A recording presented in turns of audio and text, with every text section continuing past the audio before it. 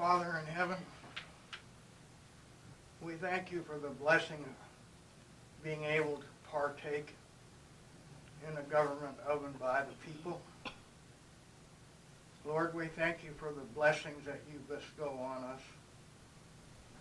We pray that you will grant us wisdom and your guidance in the activities we partake of today. Above all, Lord, keep us mindful of that commandment that your Son gave us, to love one another as you have loved us. I offer this prayer today in the name of your Son and our Savior, Jesus Christ. Amen. Amen. I pledge allegiance to the flag of the United States of America and to the republic for which it stands, one nation under God, indivisible, with liberty and justice for all.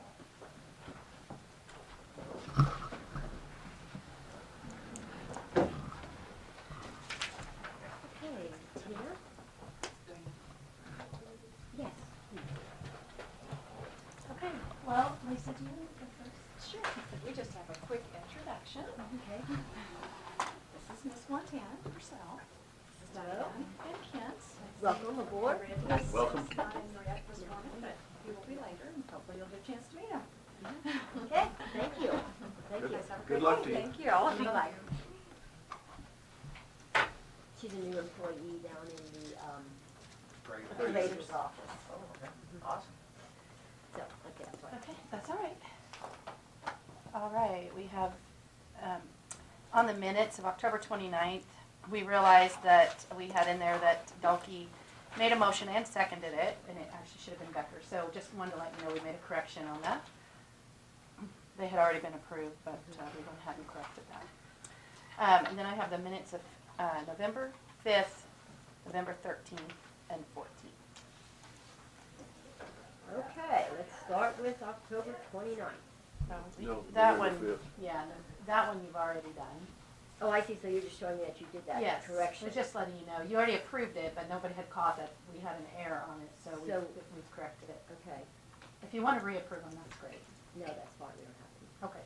It's just kind of an administrative, yeah. Administrative review. Yep, Okay. So then it's November the 5th. November 5th, uh-huh. Okay, I'll make a motion to approve the November 5th minutes.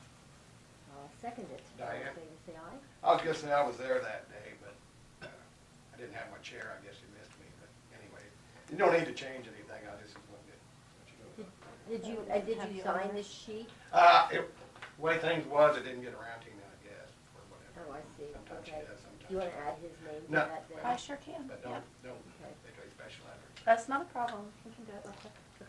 Okay, I can do that. If you want to approve it with that correction, and then I'll add it. I'll okay. make a motion to approve as amended. Okay. Okay, and I'll second it. All in favor, say aye. Aye. Okay. November 13th, so I have a motion for that, Make a motion to approve the November 13th minutes as written. and I'll second it. All in favor, say aye. Aye. Aye. Okay. And finally, the canvassing of November the 14th. I'll make a motion to accept the minutes on the canvassing for November the 14th. Do I have a second? Second. All in favor, say aye. Aye. Okay. And I'll just give those all to you to sign after I make that correction and Yeah. reprint it. Okay. In your packet, you had County Treasurer's report for October.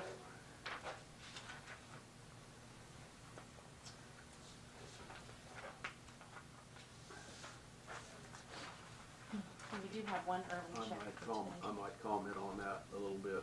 Oh, okay. You noticed our cash balances have been going down. Scott addressed that when we were working on budget, and I think we need to recognize where we're at and where we're going at this point.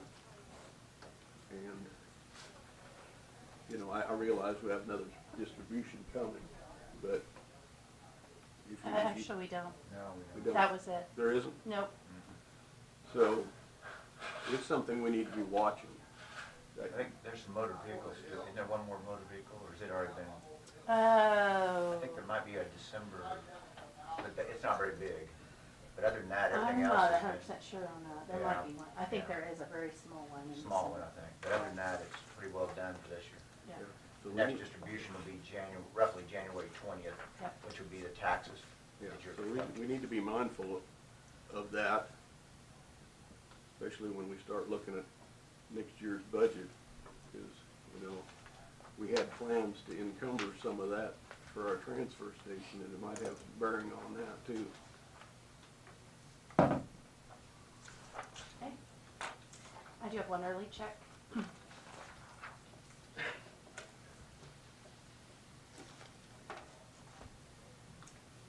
And this is for Courtney Bohm for liability insurance of $2,071.16. And I think it is to, yeah. Malpractice insurance. Oh, that's for, it's, Yeah. yeah, basically.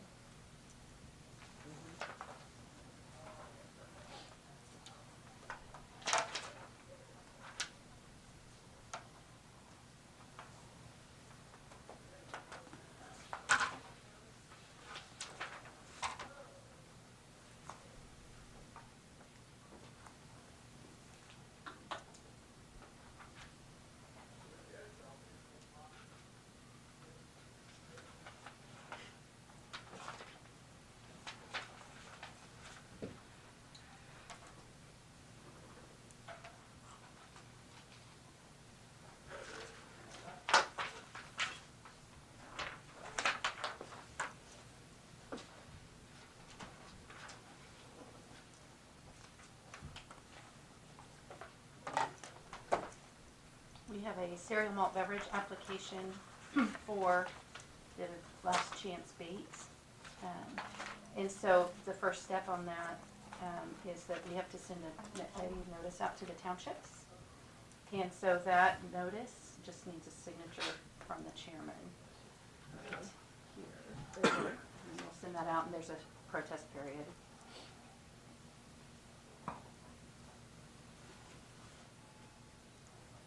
This is just a renewal.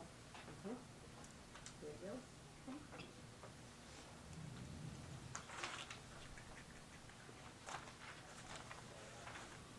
Okay. At some point, we'll need to add a little bit more time for you all to work on your evaluations of department heads. And then if there's time later, I do have a little, just kind of a packet of information to show you on the tax sale properties, the ones that the county obtained through a tax sale, and that we're getting ready to try to sell. And so I've got some information on that, but it's probably going to take more than the 5 minutes I have left, so we'll maybe look at that a little bit later if there's time. Okay, that's fine. Okay, that's all I have. Doing new sheets? This is for the book, yeah, this is what we've been doing for the last few times. Thank you. Okay, so Mrs. Scott Lloyd, you're next.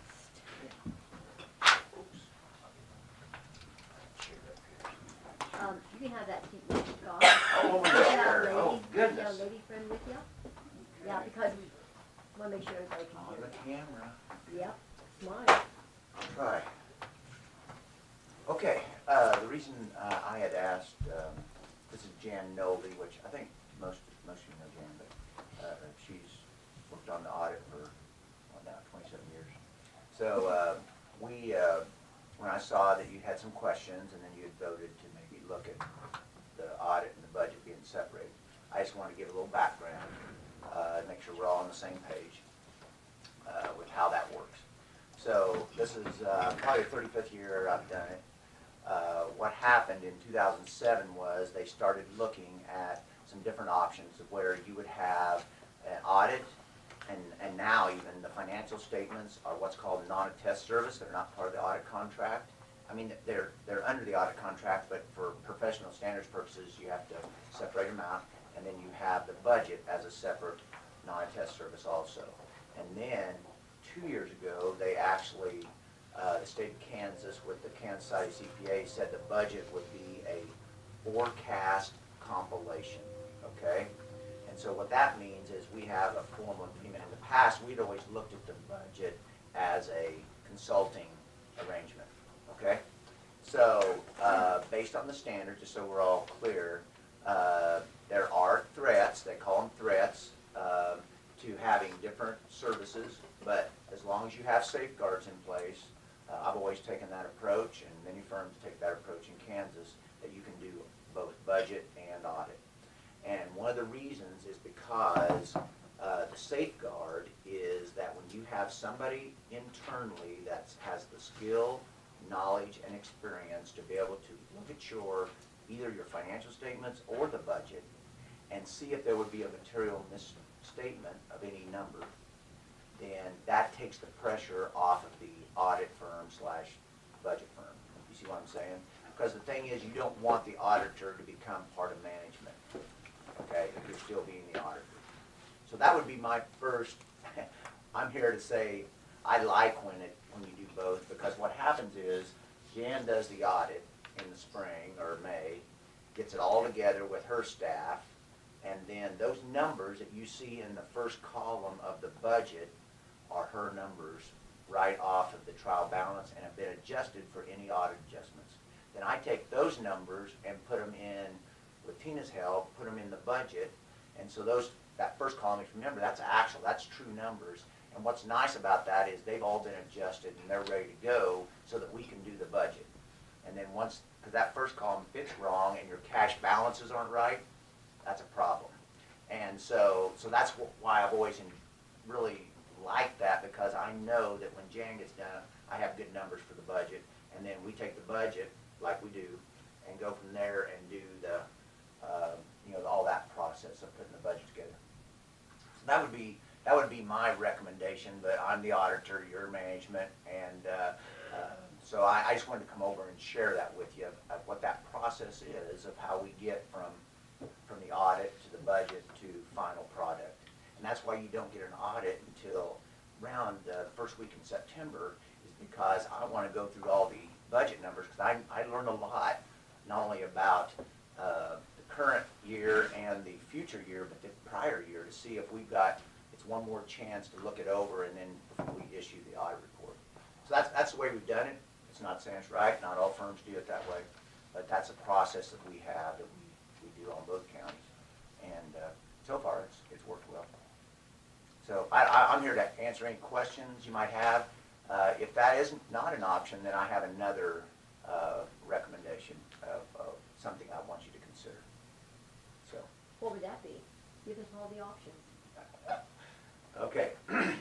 I do not want to be a county administrator, okay, or our firm be a county administrator. But this is an option that I think is also another one that would be workable, okay?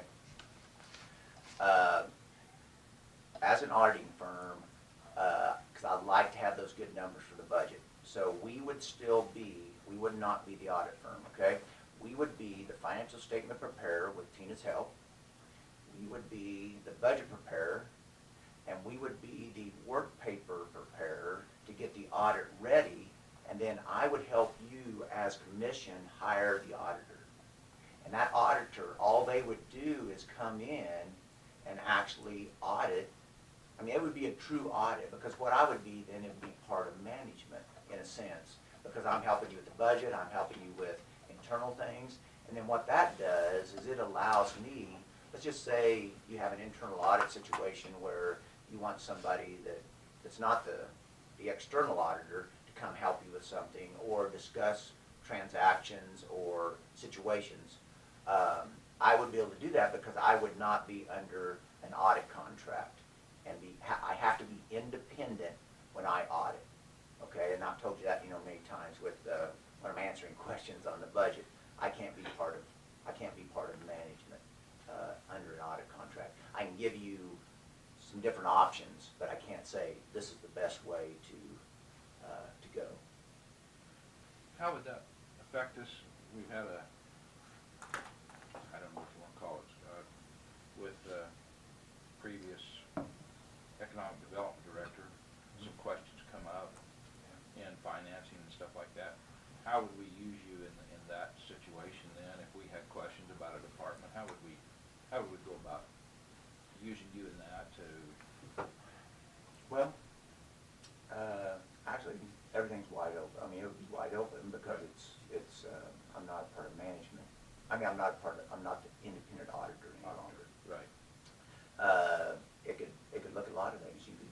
ask questions, and, I mean, it'd just be my viewpoint, I'm not an attorney, I'm not, you know.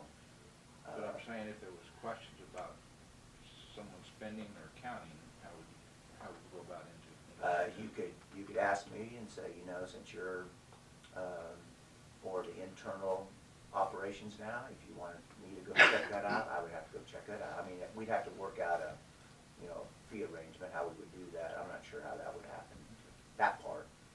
I have an idea on the other. It usually works out on the audit contract that 2/3 would be financial statements, doing the work papers to get ready, and 1/3 would be the actual audit contract, 'cause it's a true audit now. All the numbers are done, the financial statements are done, that audit firm would come in and make sure those numbers for your financial statement, you know, are not materially misstated. So that's the pricing, that would be the pricing difference in that. Now, if you ask me to come over and let's say we discuss department head, maybe there's some financial transactions or things that are a question, then I would be available to go and do that work, and then we would just come up with some kind of a you know, addendum or something to that. But that's the way that my friend in Oklahoma did that with all 70 of his cities. He became what I'm describing here in Plan B, because then it opened up to the fact that he could talk to council, commissions, or management and be help with that decision-making process. So that's just another option. So do you know right off the top of your head, what do you charge us to do the audit? Yeah, 42,000 would be the new contract, and the budget contract is 21,000. And what does it entail really when you do the audit? I mean, what do you actually do? Okay. I mean, what is your Yeah, so in 2007, they came up with what's called the risk assessment standards, okay? Back when I first started, audits were totally different. I mean, we didn't have computers, so we'd have to come over here. We'd spend 3 or 4 weeks here, but it was all manual records.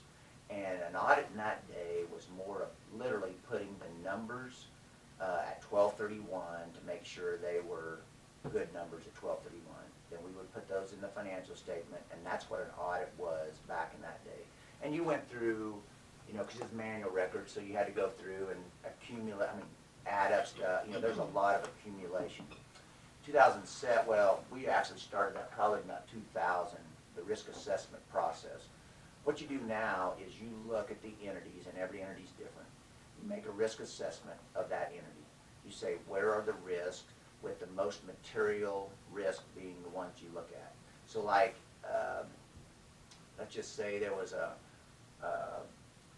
county treasurer. That would be a risk because there's so much that goes through that. And one of the things I do that's not even required by the auditing standards is that last page of the audit report. Jan and I put together what's called the tax roll reconcilement. Okay, and what it does is it starts with her numbers, the county clerk, and then it has the county treasurer's numbers down below. And so the clerk turns over the roll over to the treasurer. I think that I saw you just looking at tax statements, so they must have just came out. So she turns over the roll, and then the treasurer actually issues the tax statements. So what we do is we go back and say, here's the original roll, here's the abatements and added tax that came in and out, whatever those adjustments were that you made, and that's what the roll that should have been collected. And then the bottom part is what the treasurer does, and then we back off delinquent tax. And the reason I put that in there, even though it's not required by the state statutes for auditors doing Kansas municipal audit and accounting guidance, is because I'm just doing these numbers off the top of my head, but $20 million is what she turns over that should be collected, and we make sure that $20 million is collected. Okay, and we put that in there because if I can get that to reconcile out of all the money that goes through the county, I've got 80% of the, probably 80% of the, 75-80% of the revenue nailed down in a reconciliation. And that's a step we go further than any other. I mean, it used to be required, it's not required anymore of auditors to do that. And so then we look at those risks and we try to figure out which are the most riskiest areas, and those are the ones we spend our time on. If it's petty cash, I mean, like, I don't have petty cash, but if it's, registered deeds, I'll just be honest with you, registered deeds office. They don't have a lot going through that office. So that, we look at it, and we look at the bank, bank account and all that, but we don't spend as much time, I mean, you can see that, as what we would on the county treasurer's office. You see what I'm saying? Yeah, so it's all entities, not just governments, all entities are looked at from a risk standpoint, and banks, where Kent spend his time. I'm gonna look at the loan portfolio, and I'm gonna make sure that that collateral in there is good. So, each entity has a different risk that you look at, and that's the way auditing is changed in the last few years. Does that make sense? It does make sense. How long have you been doing this? You've been doing this for a long time for the county, being the auditor and the budget person. How many years has it been now?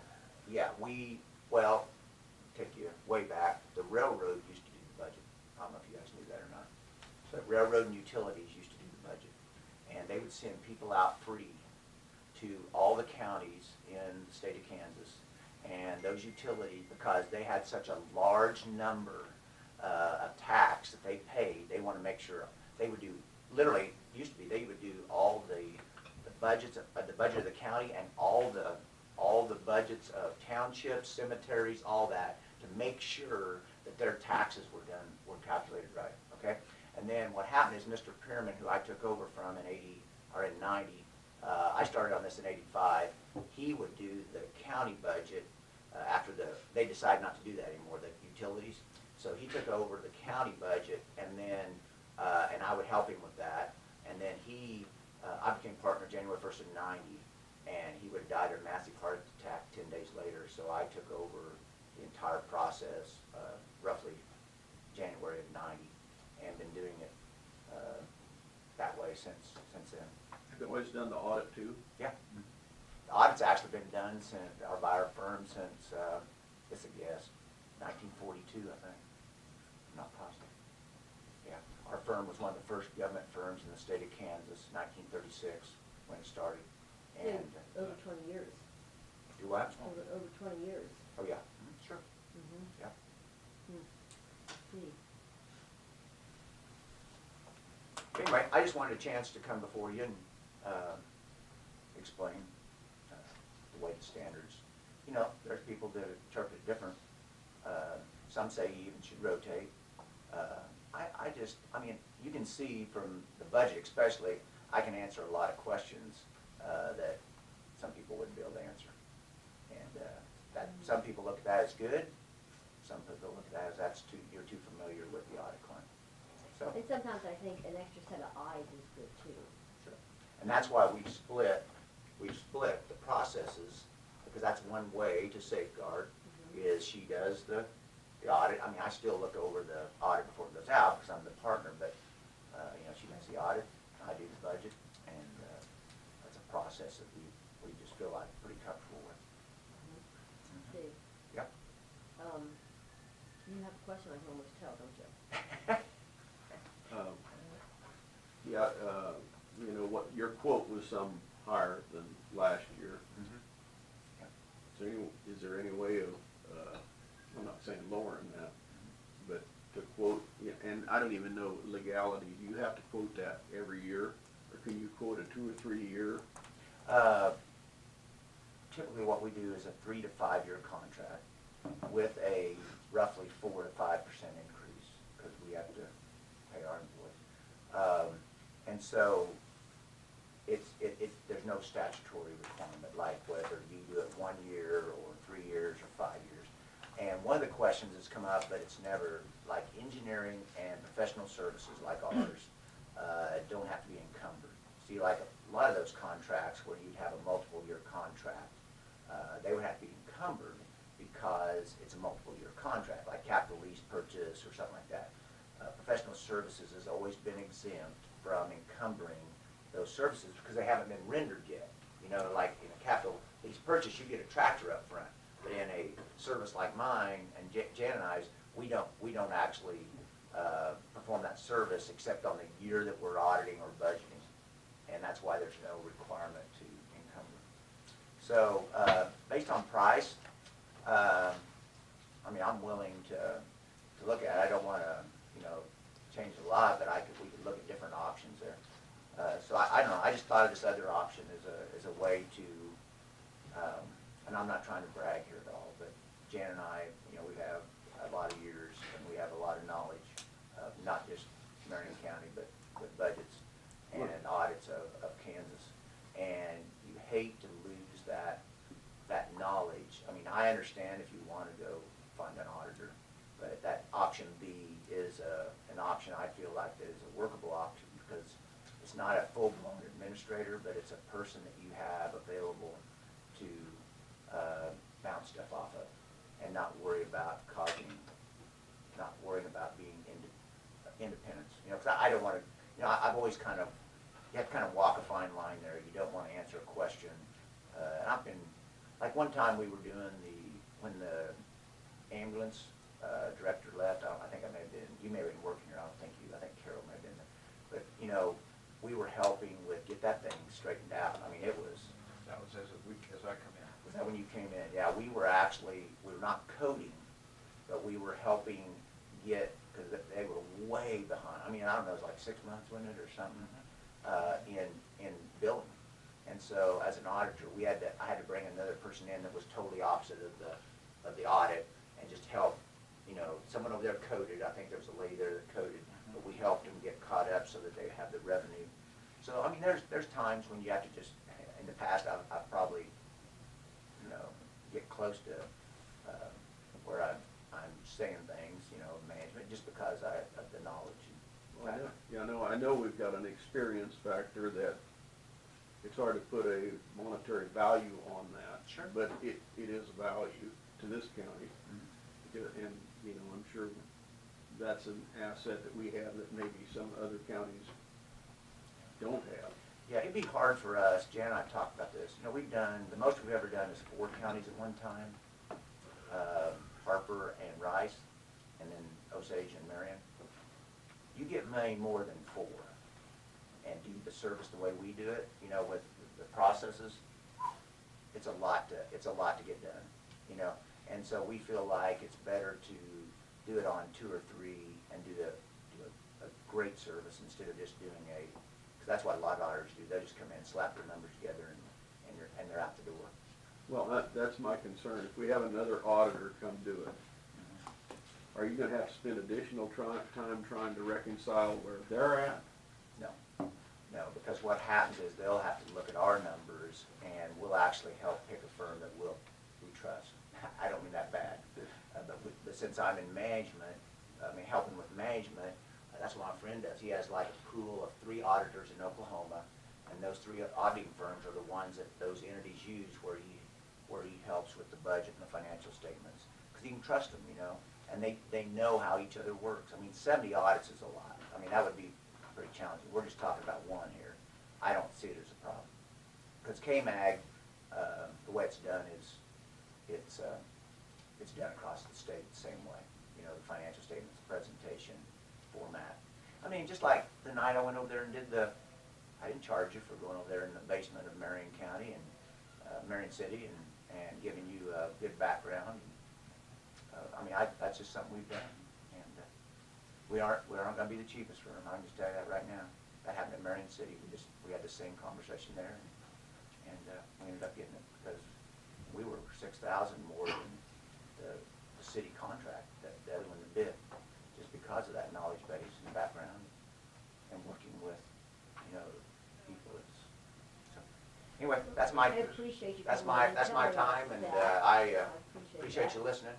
Okay. And then we do need to make a decision though, because what's going to happen here, we're sitting at the end of 2018.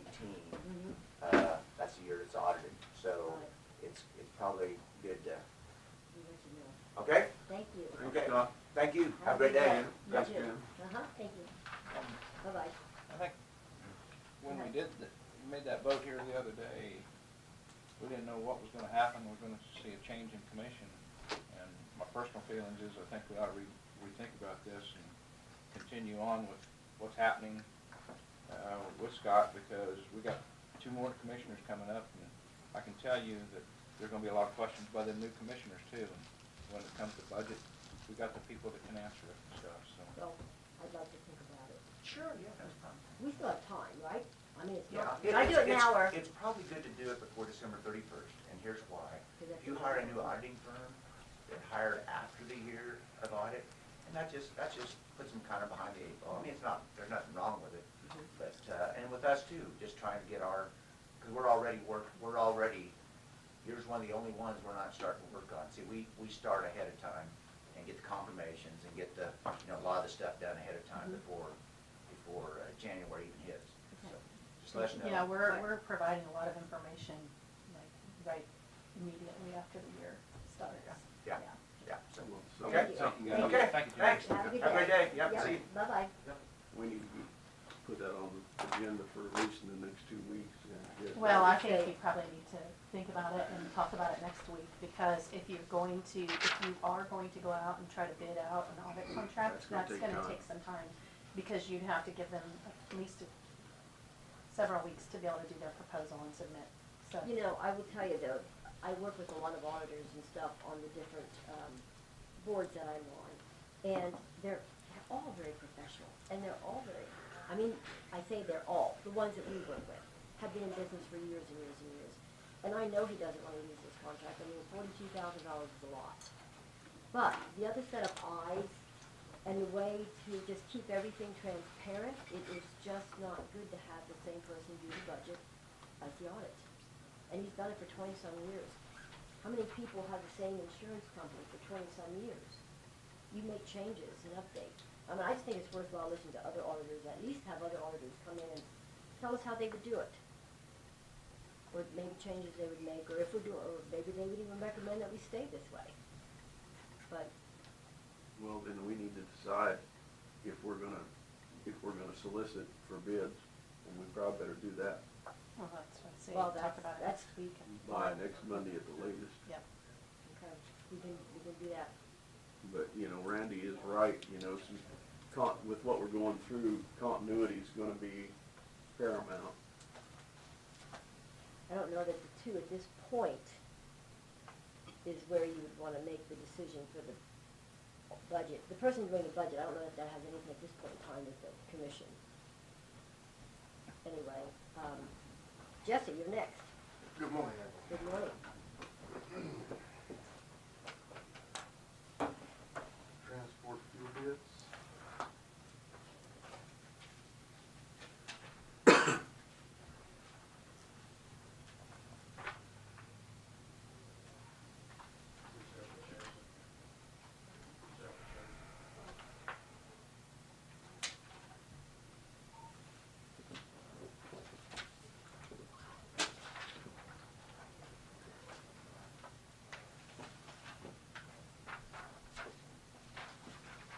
Handwritten this time, huh?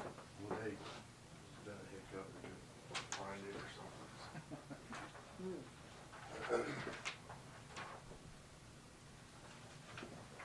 And this is all in one, right? Yes.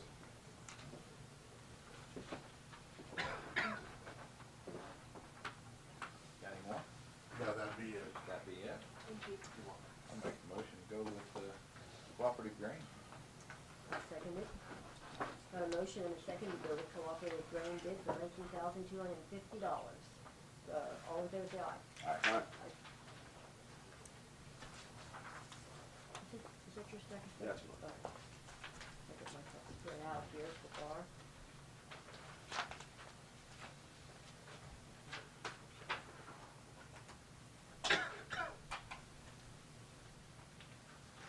Okay, I have 2 salary changes. 6-month raise for George Gore and a 10-year longevity for Mark Sale.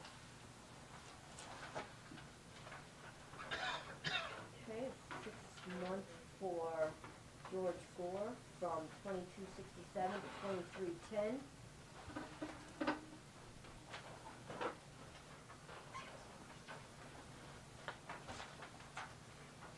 And as Jesse said, Mark Shell, 10-year longevity from 2868 to 2936.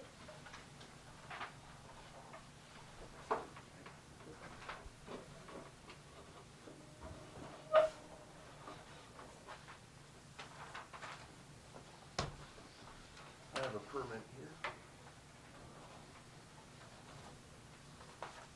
water line, permit for Rich Lowen and Lowen trenching, for the intersection of 150th and Kansas, by Avonville Church. They will bore a line under Kansas. Lowen trenching has done quite a bit of work in this county. And these are pretty standard. Yes.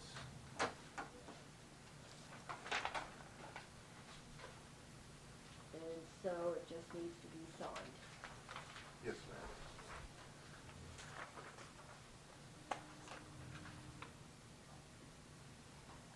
Did you want to see it? I know the company, they do good work, and just as long as we check on everybody every once in a while, Jesse, is what I think we need to do, just make sure they know we're gonna check on it. An update on bridge number 40 up north on the county line. King Construction immediately ran into problems with an abutment, one of the abutments. The geology test that they did before the project started showed that they were in the clear, weren't a little worried about some rock ledges under the ground. They got to driving piling and went 9 foot at one of the abutments, and the minimum is 20 foot to get down for the piling. So there's more. B&G Engineering will be here on December 3rd with me to discuss more into detail. It sounds like there might be some additional costs for some more geology and for pre-drilling through the rock to try to get these piers to go down further. So right now there's too many unknowns on KDOT's end and our engineering end of the project, so they don't want to come here and just give you half the information, but their project has been put on hold until we can get this rock ledge figured out. So So the bridge is torn out, and they was putting back. yes, they just got going to start driving piling, and there will be one abutment that they have to pre-drill. Have they checked both sides, or they? It sounds like it's just, we're gonna have one problem with one of them, so it sounds like all corners are good except one. So we all sharing the additional expense? Well, that's something we'll have to discuss as far as, it's still an 80-20, this whole project's an 80-20, and since we're still under the budget of what it was projected to be, the additional cost will be 20% on us. Now, this is where something, I don't know if we need to talk to Dickinson County to see if they wanna pitch in on that 20%, like they did on the other 20% of this, bid project, on the Yeah, bid. Dickinson County had agreed to pay 60% of the 20% match of the project, so I think that we do need to talk to them and just let them know that there's additional, so. So, December 3rd is when Jason with BG would like to come speak and let you guys know what's exactly on. Would it be proper to put the invite to Dickinson County to be here, I can also send an email out to them as well. That would be fine with me. so they know so they hear exactly what we hear? They can send their chairman, or not chairman, but Administrator or the. Brad, they can send Yeah. Brad down. Brad, I'm just thinking that's probably a good relationship. Sounds good. Okay, I will do that. You guys have anything for me? I had asked a couple times about 3/30th and the test that the engineer was gonna do to see about the base or what the issue would be, and I have never heard, have you heard from him at all? Darren said he was gonna work up he did go do some testing. He found no base issues with the cracks that he tested. Okay. A week after, well, when he did that, he said he was putting a packet together for myself, Tina, and you three commissioners. I have yet to see the packet. A week after he had told me he had done the testing, I had been back out there, and I'm disagreeing as far as base issues.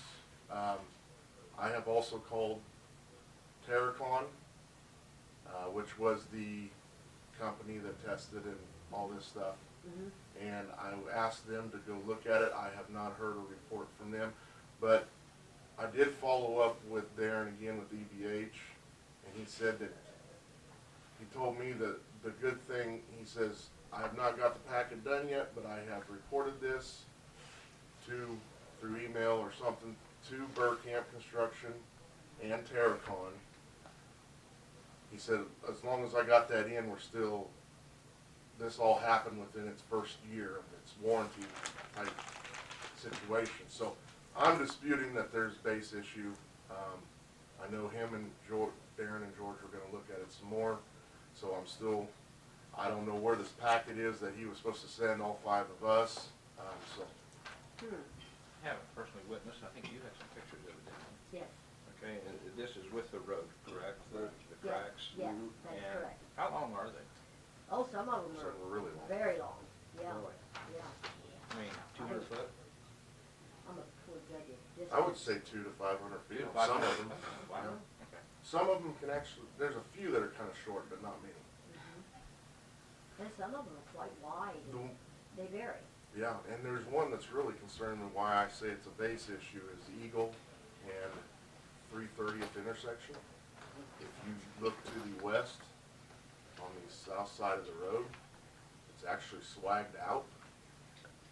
And I actually took a long screwdriver because it's supposed to be concrete stabilization 1 foot past the roadway's width on each side. And I took the screwdriver and went straight down in the ground. How long? How long could you I had one about this long. go? And it's supposed to be 12 inches thick of concrete stabilization. He said that he did this screwdriver on a few that he tested, and he could not go through the base. Which at the same time goes back to the very beginning before this project started. I had made comments talking to residents out there that's seen this road their whole lives. I had said something about springs in those hills and in that road. And when I was looking at it, it was dry at the time, and I had a wet ditch right there at 330th and Eagle. The south side of the ditch, west of the intersection, was saturated, when all the rest of the ditches were just fine. So, I still want to believe the residents in that area, thinking that, and that's what I tried to preach before all this got going. If you got a swag in there already, that's already telling you that something underneath hasn't held. How far off the edge of the road is this crack? Most of them. Most of them are right down the center Right. of the lane. Oh, Center of Right the down lane, center of the and lane. there are some a foot out into the, from the edge. Yeah. Some are on the edge, you know. okay. Okay, I just haven't drove it, just look at them. So I would. So I will follow up again with Darren, see if he can get this. Well, I'd like you to move on it a little bit, at least tell us something or get something so we know. And he said he was gonna put himself on the agenda, but I hadn't heard from And him. it's been, Yeah, I don't know how many weeks now. yes. I wanna say weeks, not months, but it seems like months. Time flies when you're having fun. Mhm. So, That's not good to hear. It looks like a swag already. Yes, to me it does. To me, I feel it's a base issue, so. wow. Any other information from the wind company? Are they making improvements up there? I According to you? almost printed it off. I just received an email just a few minutes before I walked up here. They have hired a person to strictly overlook the maintenance of the roads in the wind farm. As of Friday last week, there were 71 completely erected turbines. I know they're still pushing to be done by Thanksgiving, to have all of them up by Thanksgiving. So I don't know, they went from last Friday or 2 Fridays ago to last Friday, only assembled 10 of them, 61 to 71. So I don't know how they're gonna get from this last Friday to Thursday, getting to 95, but we'll see. They're knocking on the door. They're getting close.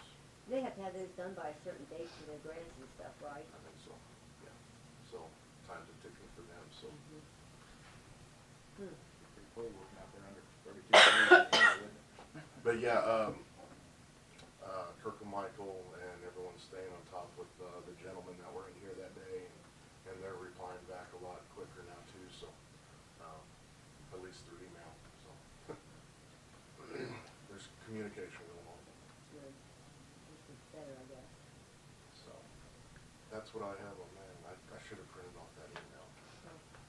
That's all, I was just wondering if you've heard anything new. I know I do have a couple of the roads this weekend, and they look better to me. The ones that I was on, I didn't drive on many, but I did some, and they did look better. Last week Norm Bowers was in our county, did a tour and all that and met for a while. So I believe what his next step is, he's gonna write up a report for E3 and myself and stuff like that, so it was a good day. Good, glad to hear that. So that's all I have. Okay, Thanks, Jesse. Yep. Thank you, everyone. thank you. Have a good day. You too. If we don't see you till then, have a nice Thanksgiving. You're welcome. Is-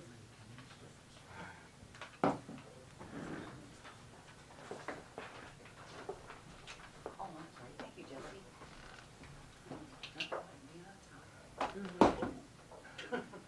I'll get it.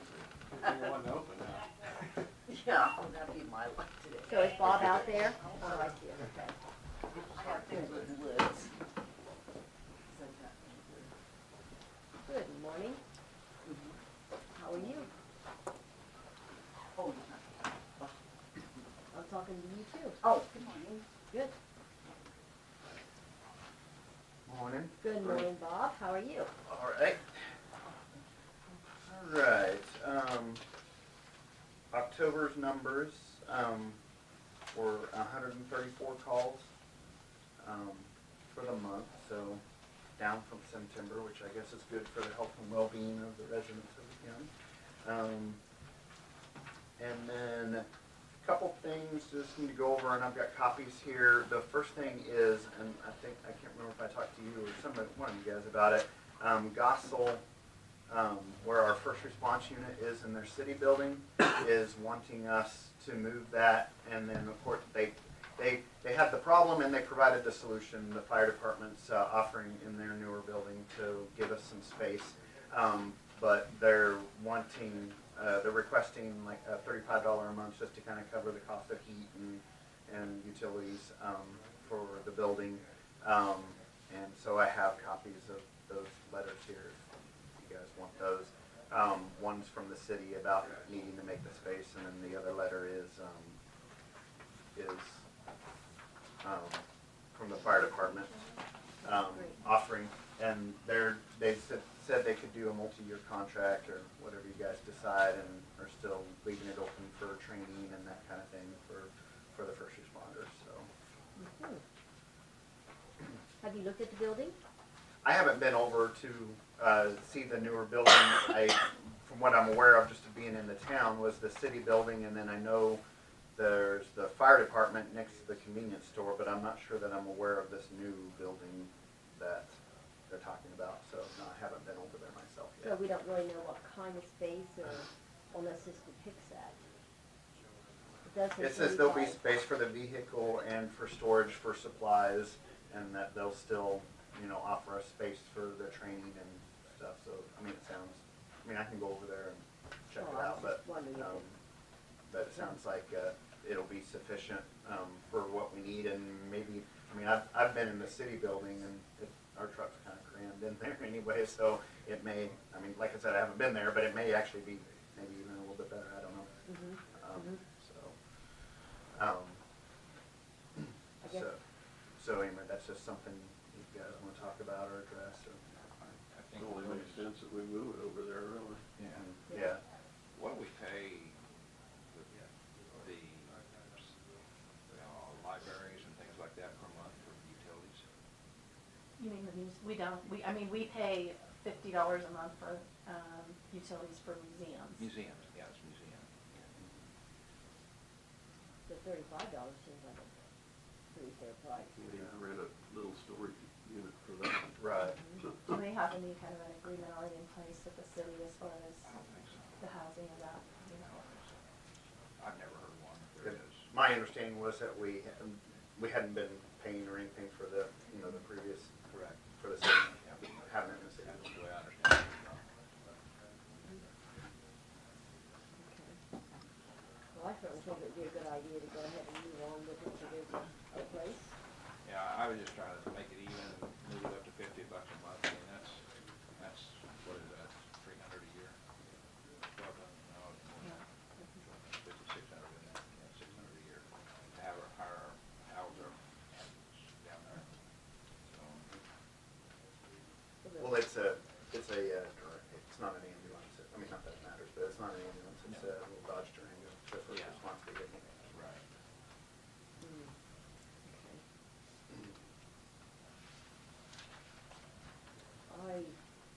like the $35. Well, I just, I mean, it's very nice for you to offer more, but I don't know, budget-wise, I'm not too sure we should, every dollar helps, it counts. well, what happens if they put it outside? What are we gonna do?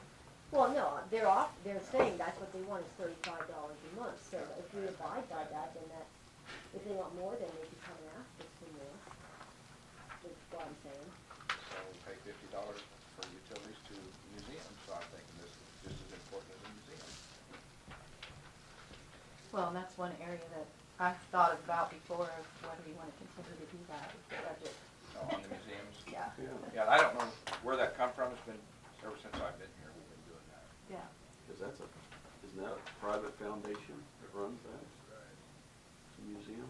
Well, it's for all of the museums, All of them. or, you know, each community that has museums. I still think it would be better just to spend the $35 if they request. It's my thought. I think 35 Do is we a good need a price. motion on that? I would say so. And they're saying if you do a multi-year contract, 3, 5, or 10 years. So to get it for 10 years at $35 a month or 5 years or something, that's, that's what they're asking, so. Yeah, I guess if that's not gonna cover it, that you come back in a year or two or something. That's what I'm thinking. So, They've redone it. They've spent some time working on, spent some money on the building too and stuff like that, so it looks nice. so do we wanna go with a number of years, 5 years, 10 years? It says that you could do it multi-year, so Huh? Except what happens if we lose the responders down there?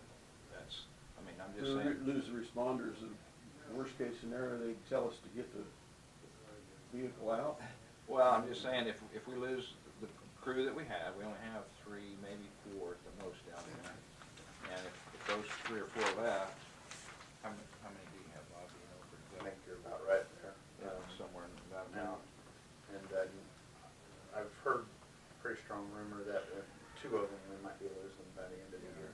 I'll have to check. All I'm saying is, if we do a contract that we say that if we no longer have responders there, that and we pull the unit out, the contract ceases. Yeah, that's what I was gonna say. I think that you could address that in the actual agreement. Yeah. Yeah. Okay. So then by putting that in, then we could actually go for the longer years. Yeah. So, if you wanna make, do I have a motion to that effect? I make a motion, we, pay $35 a month for the rent down there on a multi-year, on a 5-year contract. That's also with the stipulation that if responders are no longer there and we have to pull the unit, the contract ceases. I'll second. Motion and a second for 5 years at $35 with the stipulation. All in favor, say aye. And then Tina, when that's done, this may just something, that way I can work with the fire department to get it moved and stuff, so I know when it's in place as far as that goes. Or I'll does just it get a matter? hold of them and see what they wanna do as far as the agreement. Right, yeah, Okay. so just so I know, so I can let the first responders know that they can move it and Sure. the agreement's in place, so.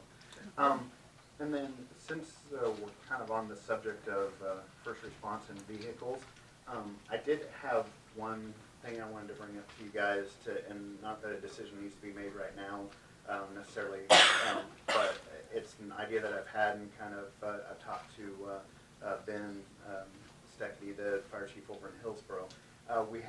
When we got the 2 new trucks this past summer, those 2 trucks that we replaced, my understanding at the time was one was maybe supposed to go to Road and Bridge, and I don't know if we were just gonna sell the other one or what the plan was there, but either way, they're both still sitting behind the Marion Station here in town. My idea, what I would like, right now, Hillsborough still has a fairly good, compared to the other communities, has a fairly good number of volunteers. We run into on a fairly regular basis where both the Marion and Hillsborough units can be out of county doing transfers or just transporting the patient out of county, or they could just be on call in the county. but it's not that unoften that we end up with both of the centralized trucks being out on calls. And actually over the past month, I think there's been probably 3 or 4 times we've been down to what I would call level 1, where there was one unit left in the county. What I would like to do is, Ben has said there's room in their second building over there, the AMPI building, that they could make room for another ambulance-sized vehicle. And I would like to see maybe us keep one of those, maybe stocked at a basic life support level or however we decide, but be able to keep that as something that the responders in Hillsborough could bring up as a, I guess we would call it first response. In this case, it'd probably be second response since the first unit's out. But just because we have a lot of certified people over there that could put up a BLS, basic life support ambulance, to run a call while we were gone, you know, if it was a code blue or something like that, where they could do that and be available for an emergency per se. Not necessarily to take another transfer or something. You know, if they weren't on call per se, they probably wouldn't want to, like, you know, leave their family and go to Wichita on a transfer. But if there was an emergency, there's a lot of them that would respond first response. And How so, many volunteers do we have in the city of Marion right now? in the city of Marion, we have Kim Ross is the only one I'm thinking that's off the top of my head that's actually in the city. We have a couple others that come in and do time in the city of Marion. Getting ready to lose one of them. He's moving to Texas at the end of this month. And then we use, for some of these EMT students that were in first response areas, like have some from Lincolnville, took Josh's class in order to try and get some of their time to cover their grant and stuff. And just to get experience too, because obviously being in Lincolnville is not going to get you a lot of experience right off the bat. They're coming down and doing some shifts in Marion, but again, they're not people who live in Marion or that way. But I think Kim, off the top of my head, is the one that we've got left that's in the city that's doing full time. Not too much, no. You know, couple nights a month. Oh, okay. My two-part question. What does it cost? There's still both units that we have left that's been replaced. They're both qualified. They're both. What does it cost per year to keep up in shape to keep one of them, just say one unit, qualified and inspected and stuff like that? Okay. I can get those. I don't. Sorry, I don't have them off the top of my Yeah, head, but right. I did know that it would be a budget issue, but I didn't put all those numbers together. I don't mind the question, and I don't mind anything, but just seeing what it's going to cost us to do that. Okay. And then, Like I said, it wasn't something that we had to make a decision on right away. I just wanted you guys to kind of think it over and see what your thoughts were. and Hillsborough has 4 or 5 people volunteers. Probably more than that. I can get you the exact number when I get you the other numbers, but with the combined ambulance side, and I've got some that are dual that help. They're on the fire department mostly, but they're also EMS certified and they help out on the ambulance also. You know, so I would say we've got I'd say we've probably got a good 7, 8 off the top of my head, but I can get you the exact number. I think that'd be a valuable asset I do too. to Hillsborough, and we've got it there. It needs to be used. So, It runs pretty good, doesn't it? I mean, it's still in mode. Yeah, I mean, one of them was the Tampa truck, and you know, it's got, I mean, for its year and everything, it's got low miles, and you know, I think they took pretty good care of it. You know, so, and then the other one's the one that we used as a backup unit, and I don't recall any major issues that we had with that one. So I think either one would suffice for what we need it for. You know. I mean, we got it, I just yeah, can't see. no use letting it sit out there. Yeah, I agree. Okay.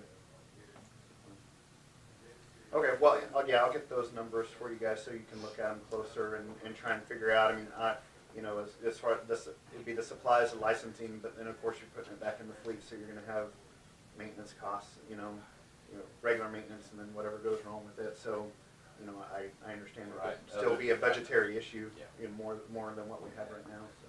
I just didn't know license tags and fees and stuff like that, you know, I'll just look at whether it's going to be $1,000 a year on the budget to keep another unit there, what it's going to cost. But $1,000 would be a minimal Right. fee to pay in the case that we would need that Right. truck there. Yeah. I can't, on the top of my head, at least while I've been here, there's been a lot of times I've been on duty when we've all been out of the county. As of yet, haven't had anything usually happen during that time.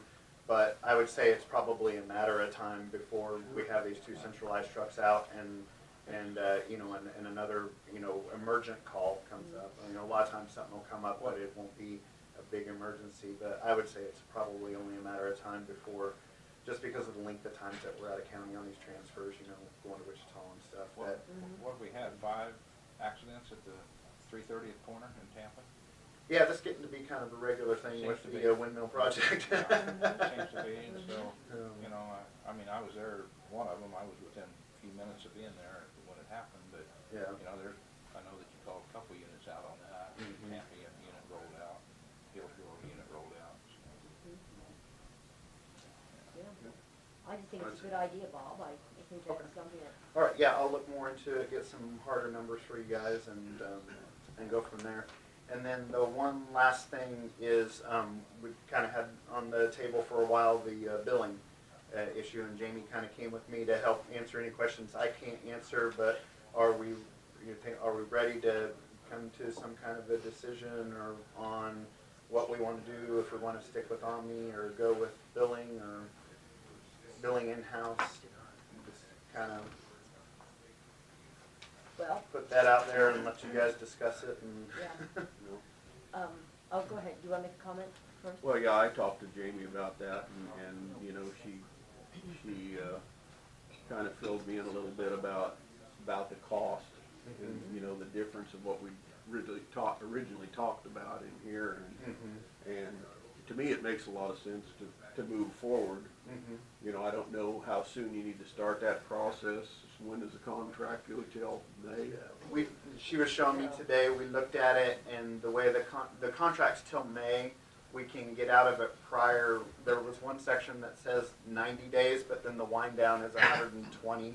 So I think if you're outside, I think if you were gonna end it in May, they want the 90-day. If we're gonna end it early, probably the 120 wind down time. So I think it just kind of probably up to you guys as far as the timing. If you want to go ahead and get it done as soon as possible, then we can start that process.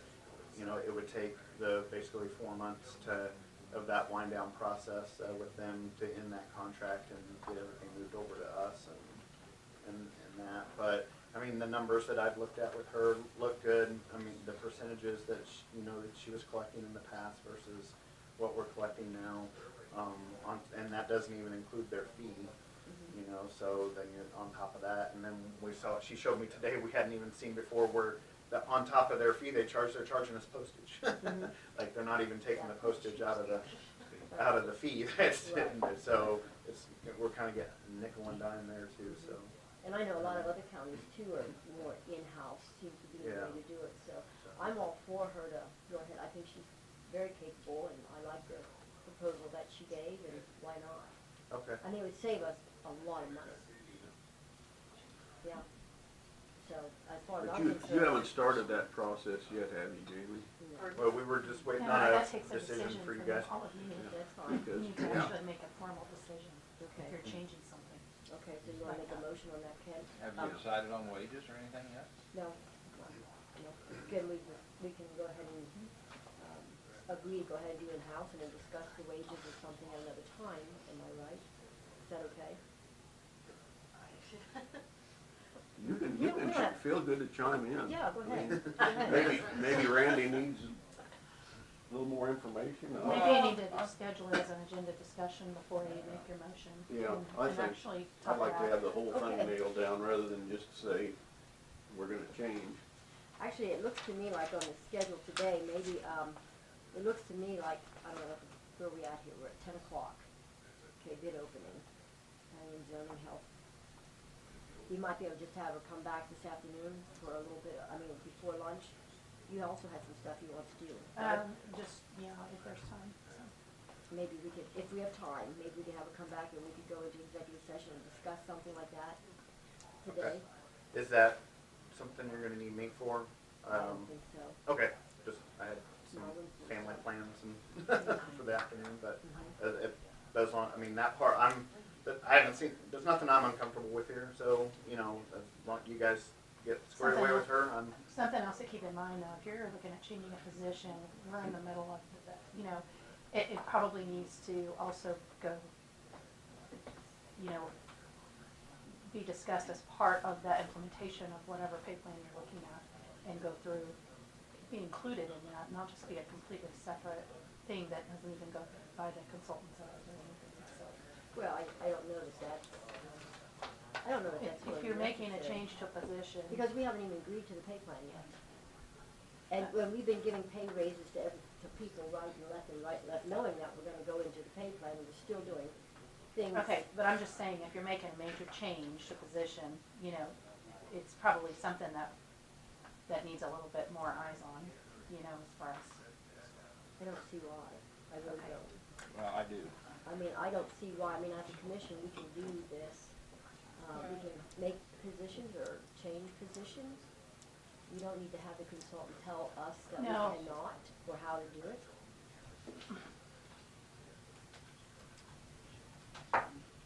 Well, I mean, as I've said before, we gotta make it fair with Jamie, we gotta make it fair to other employees too. I think It's an we do. entirely different thing. Other employees are entirely different. This is different. This particular position that we're talking about We here have to make a new position. is, we're gonna just extend the position, add more workload to it, and it has other qualifications like coding and things like that that no other department has, that we're with. And she's saving the county money.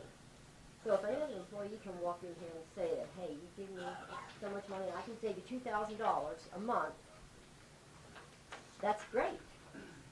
So this is unique, and it helps the county move forward. So you have a qualified person who can do the job, can save us a lot of money. Yeah, the only thing is there are other positions similar to that in other areas, that it would be a good, like a benchmark to be able to check and see what those positions are making elsewhere as we did establish a new position, because that's. What position would that be? I'd like to check it out. You said there's other ones. I'd Like like to be able to check it out. Other public departments. agencies that do EMS and do billing in-house, they would have information of what that position is paid in their location, and so you'd be able to get a market for that. So, I'm just saying, I don't know exactly what your discussion is, but you should keep all of that kind of in mind. You don't just wanna go, when you've taken all the steps and you're wanting to make sure everyone is paid fairly, which is good. You don't wanna just go out there and randomly assign $1 to something that you don't know if it's a fair wage for that position, so. Jamie, did you do any, check with any other departments that do that to see what? I Okay. do know that.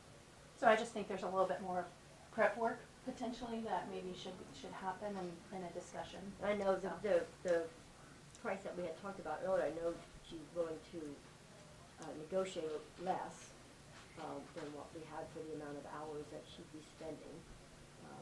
And still doing the office. And still do the office work and everything. I mean, she's gonna be doing a lot of extra work. Rather than hiring somebody else, she's saving us on benefits, because she's already receiving those, and then the difference in the cost of Omni. I mean, so it's not just $2,000 a month. No, there's a lot of There's things a to look lot at. of savings Yes. there. I'm gonna say you're not, Yeah. because So, I mean, it just comes down to negotiating a price. So, I guess if you want to contact the pay plan people to see what they would suggest would be a price or something. Well, I just think it would be good to have a meeting and do an executive session, discuss some details of that. It would be helpful if I could be in there with it, because we are in charge of developing all the job descriptions for all the different positions. And we try to make sure that everybody stays in compliance with all the employment laws.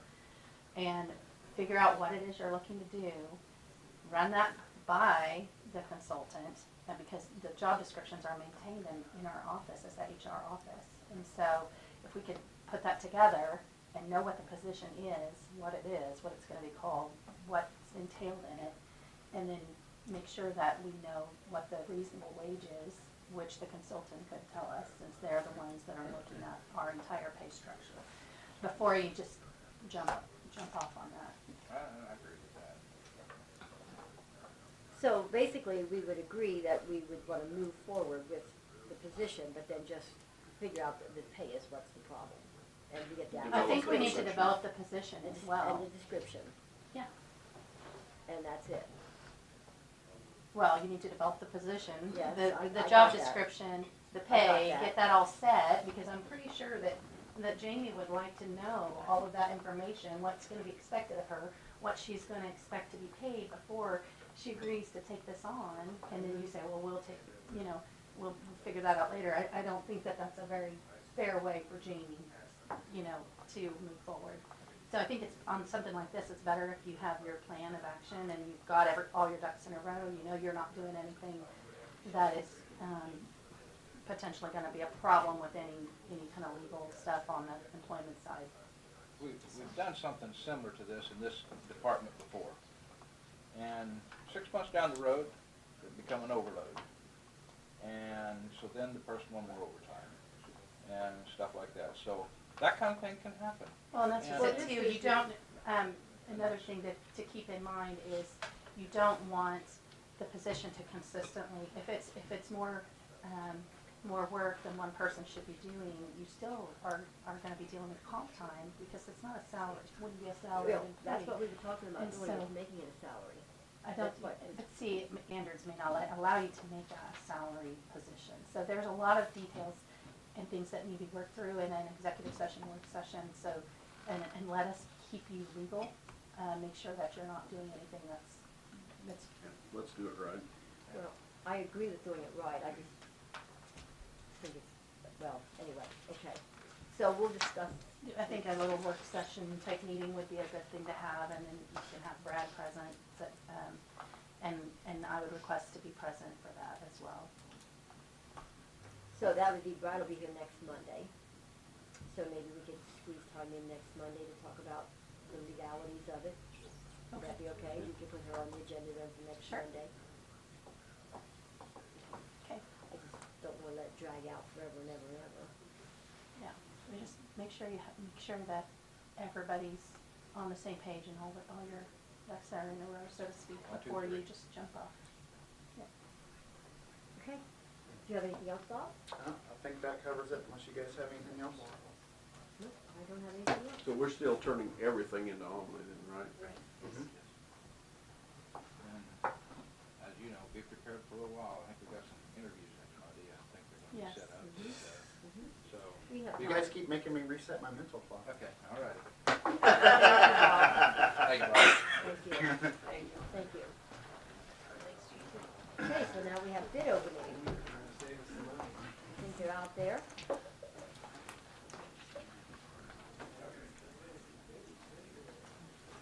Hello, bud.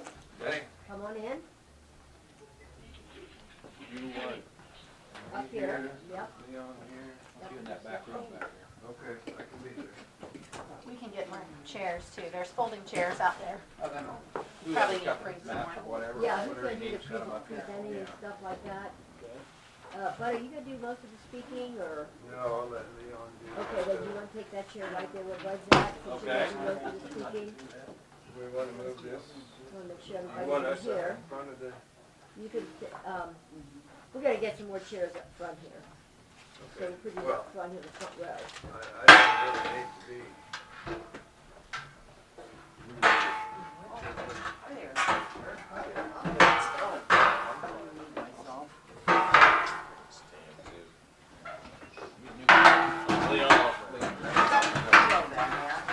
Well, You know you got the back row we now. have the president of the company. Oh! Chad went, took another job too, so now they're down 2 because I'm not going anywhere. Okay. I'm the last of the founders, and I got 10 more years. Very important step. Oh, everybody we meet, they stay for a little while. It must be coming down talking to us, because then they leave, huh? Oh, he had an opportunity for Riley with the new utility company, just signed a 50-year lease with the government. Where'd our clerk go? chairs, I think we have more than enough chairs. Get the bids, see if I can get the bids, too. Where's the at? Didn't know how many bidders there were. We usually prepare a bid tabulation sheet. Got enough for us? Yes. We did not, I got enough for the bidders, how many?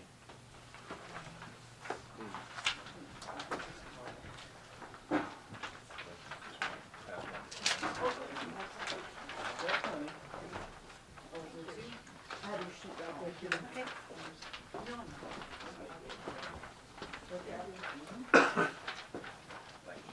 You guys could all print your name and if you're with the company, put your company name.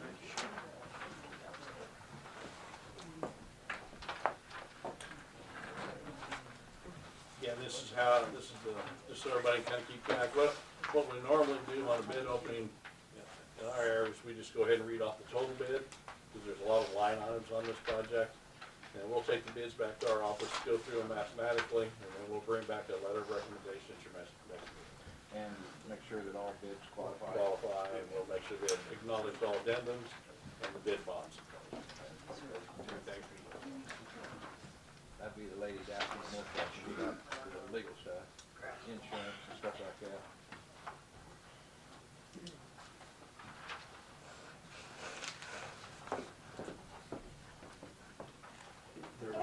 Are we ready? Oh, yes, go ahead.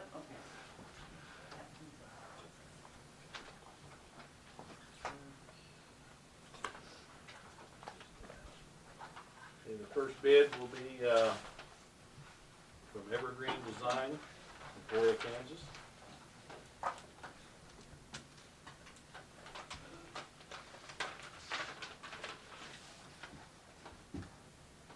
To acknowledge the three addendums, bid bonds attached.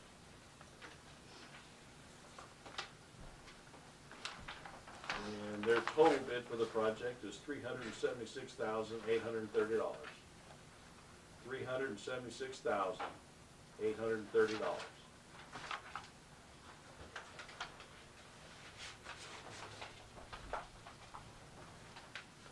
The next one will be from Nelson Fowles from Marion, Kansas.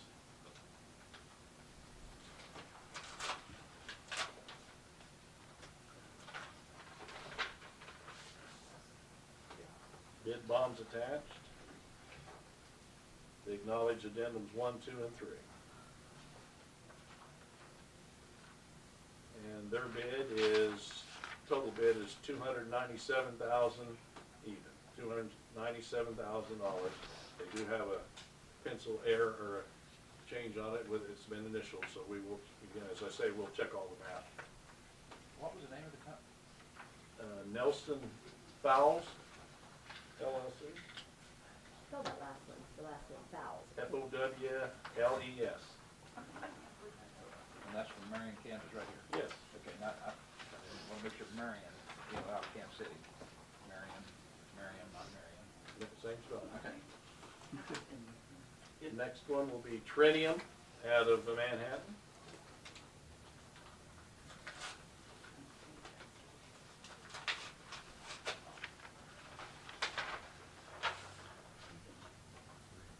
All addendums have been acknowledged. Bid bond is attached.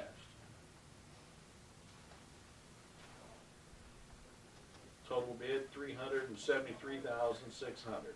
$373,600.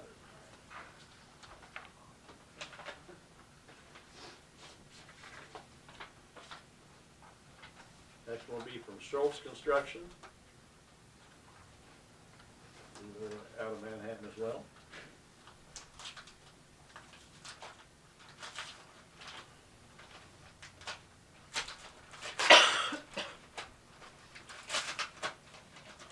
Didn't bring my sharp knife, I didn't know if I We could have get a it in letter there. in there, I should have gone. Last time I put my knife in, they took it away from me. Courthouse. All three addendums have been acknowledged. Bid bond is attached. Their bid, total bid is $320,000. $320,000. Schultz Construction. THULTZ.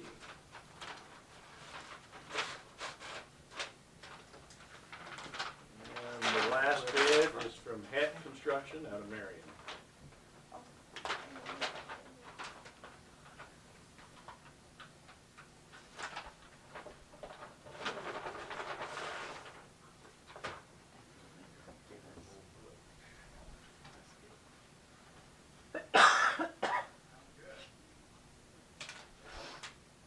Bid bond.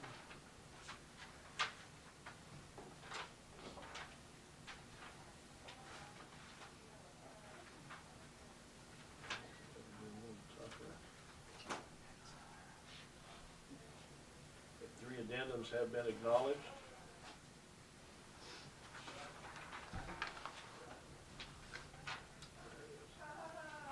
Bid bond is attached. Total bid, $305,948.73. 305,948.73. As I said, we'll take these back, analyze them, make sure all the mathematics are correct. Return everything back to the clerk. I want to thank everybody for bidding. I know there's a lot of work going on out there, and it's tough to get a lot of bids.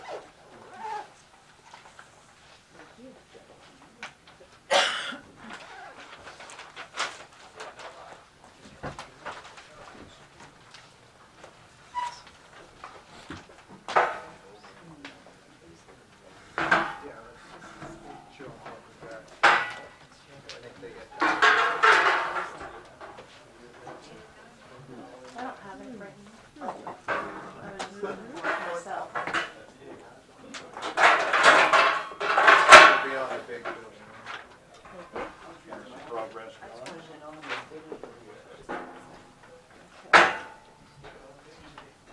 Basically, on the second page, you'll see kind of a preliminary grading plan. I've highlighted. That would be the new pit that goes underneath where the loading truck will be stored. And then the pink line indicates a phase 1 construction of this building. We're going to leave the west side in place so they can still use it as a pit, and then tear everything down once we get into that project. Build the new pit, an office and a bathroom, and then once we get it in place, we'll tear the other down and finish the slab and finish the building. This pink line, does that sort of, does it divide it where the basement's under this other part? Now, that's just basically a construction line where we think we can bring it, it's on the outside of the existing wall that we have to put in place. Okay. Are we gonna have to support anything underneath there or anything? I don't think so, Randy, you think? We'll wind up putting in, because of that existing basement and what we're gonna wind up doing, we'll wind up putting a fairly deep foundation there. Probably, logistics, but we'll wind up putting a significant foundation hole in there so we can tear out that basement area and not have to worry about the support for that. I was just worried about trucks going over it while you're under construction, that's all. You know, temporary construction. Again, I think once we get into it, we can gauge how far Okay. over from that wall we're gonna be. Good. Yeah. But when he said we're gonna put an extra depth foundation over that corner of the building, edge of the building. Yeah, the existing I'm not that concerned about because we're leaving that the existing wall, and so it should have its own foundation, and our Okay. plan is to be off from that. Okay, that's what I was concerned with. If you go past that, well, you Yeah. got a floor setting out there in the middle of the air. And I was- Exactly, and we're planning on leaving that in place. Okay. That's kind of our dividing line, Okay, leave good. that there and then take everything else. Good deal, good deal. Any other questions? What kind, well, what, you said the grading plan right now, what kind of pit we gonna have under there? For its depth? Yeah, as existing today compared to the pit we have, Be very comparable, very comparable. very comparable. I believe we're planning on knocking 12 to 14 inches off the depth because there's no need for it. It's too deep the way it is currently. Yes, We have that number wrote down somewhere. I'm kind of pulling out. so you're lengthening both exits in, both entrances to, you're lengthening them out. Shallow Yes, that down a little bit. yes. Yeah, we're gonna like the contour going in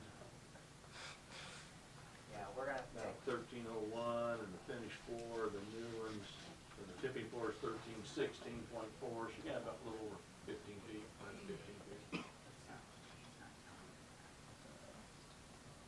And as we get into final design, we can adjust that. Correct. Yeah, you're concerned about the tractor rising too fast in the trailer, is that what you're? Yeah, well, or vice versa? right now, what they did do at one time for snow was they put a water system in under the concrete, so it melted the concrete, so the trucks didn't slide, loading in and out. I mean, you haven't run that for quite a while, but if we got the room, I just as soon get out there to the least, not as steep as what it is. That's that. And then the other thing is, what about water? When you get to this, there's a water pumps down there, we have water standing down there and stuff. What kind of water situation are we gonna run into? Yeah, we're gonna wind up putting in a grease oil separator, the same as you would most shops. That way, we know that if you're gonna get that kind of material down in there. Right. It'll also be incorporated with a sand separator, with a lift station to pump up out of there. With the idea, we're gonna try to make it an open trench design, that not be a tank. That way, these guys can go down there, pull the grates by hand, clean it out themselves, and you're not paying a pump company to come in here and remove from a tank situation. So you're gonna have a lift station of some type. Yeah, but there will be a lift station, yes. Yeah. I'm just making a sand oil separator. We just did a design that they're really happy with, where it's a grate system, so it's not this external tank that has to be pumped. These guys can monitor it. Hey, that's starting to fill up. We need to pull a grate, scoop it by hand, and then move on. So. Okay. In your opinion, is a lift station more costly to put in and operate than what you just talked about, a tank sitting outside that we would have to pump have some company come in and pump it? Have we done any comparisons there to know? Well, I think no matter what, we're going to have a lift station. And what we're looking at is a small grinder pump. They're very common these days, but you're referencing like just a straight up tank that would hold Something, and then be pumped. These days, the small grinder pumps are so economical. There's a lot of houses in the community that have the same comparable pump. They're very common. Just to have a tank that you'd have to come in and pump regularly, I don't think would be. Because if you got a massive rain, you're talking about it backing up into your pit and then creating a problem. So. The extreme we've heard about already when we visited a person is they've got a budget of $10,000 a year to operate the lift stations and pumps.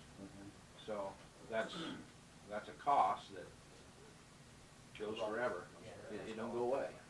That's why I'm just asking the questions now, so hopefully we can do a little better job than costing the county of Marion $10,000 a year for lift stations.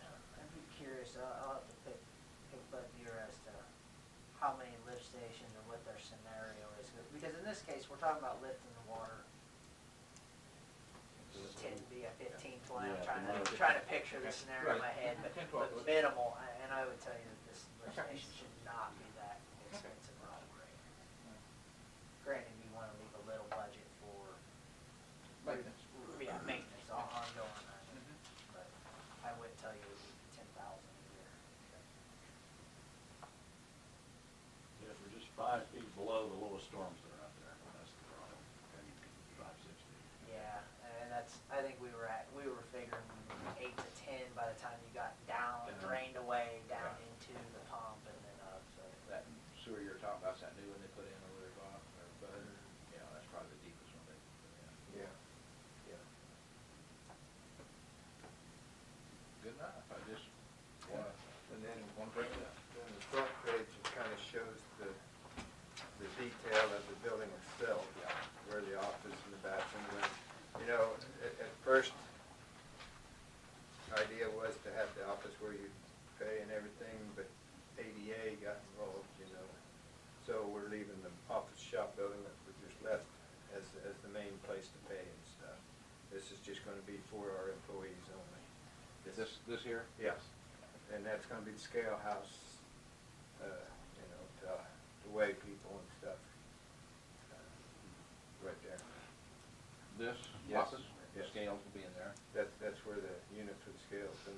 this, on the west side? No, this on the east side, we're East gonna side. have to probably go with the camera system on the scales so we can Okay.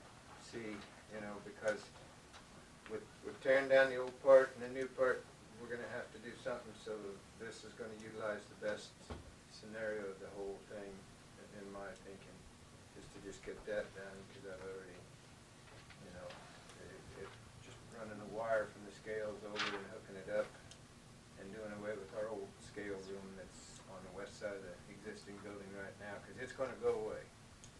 And we have to have something to operate with, so. And we just leave it in there, and instead of having the bathroom separate, it was talked over, and just incorporate everything there, instead of having the office on one end and the bathroom on the other. Okay, So, cool. Well, it's using up some dead space, looks like. yes. And then that's a good thing. Mhm. And then it's also designed to have an outside public dumping area on the very northwest. Yeah. Yeah, right where Side. you That's good. Yeah, Here? yeah. Yeah. And the door is. south of the Jersey barriers there is where we're gonna store the recycling,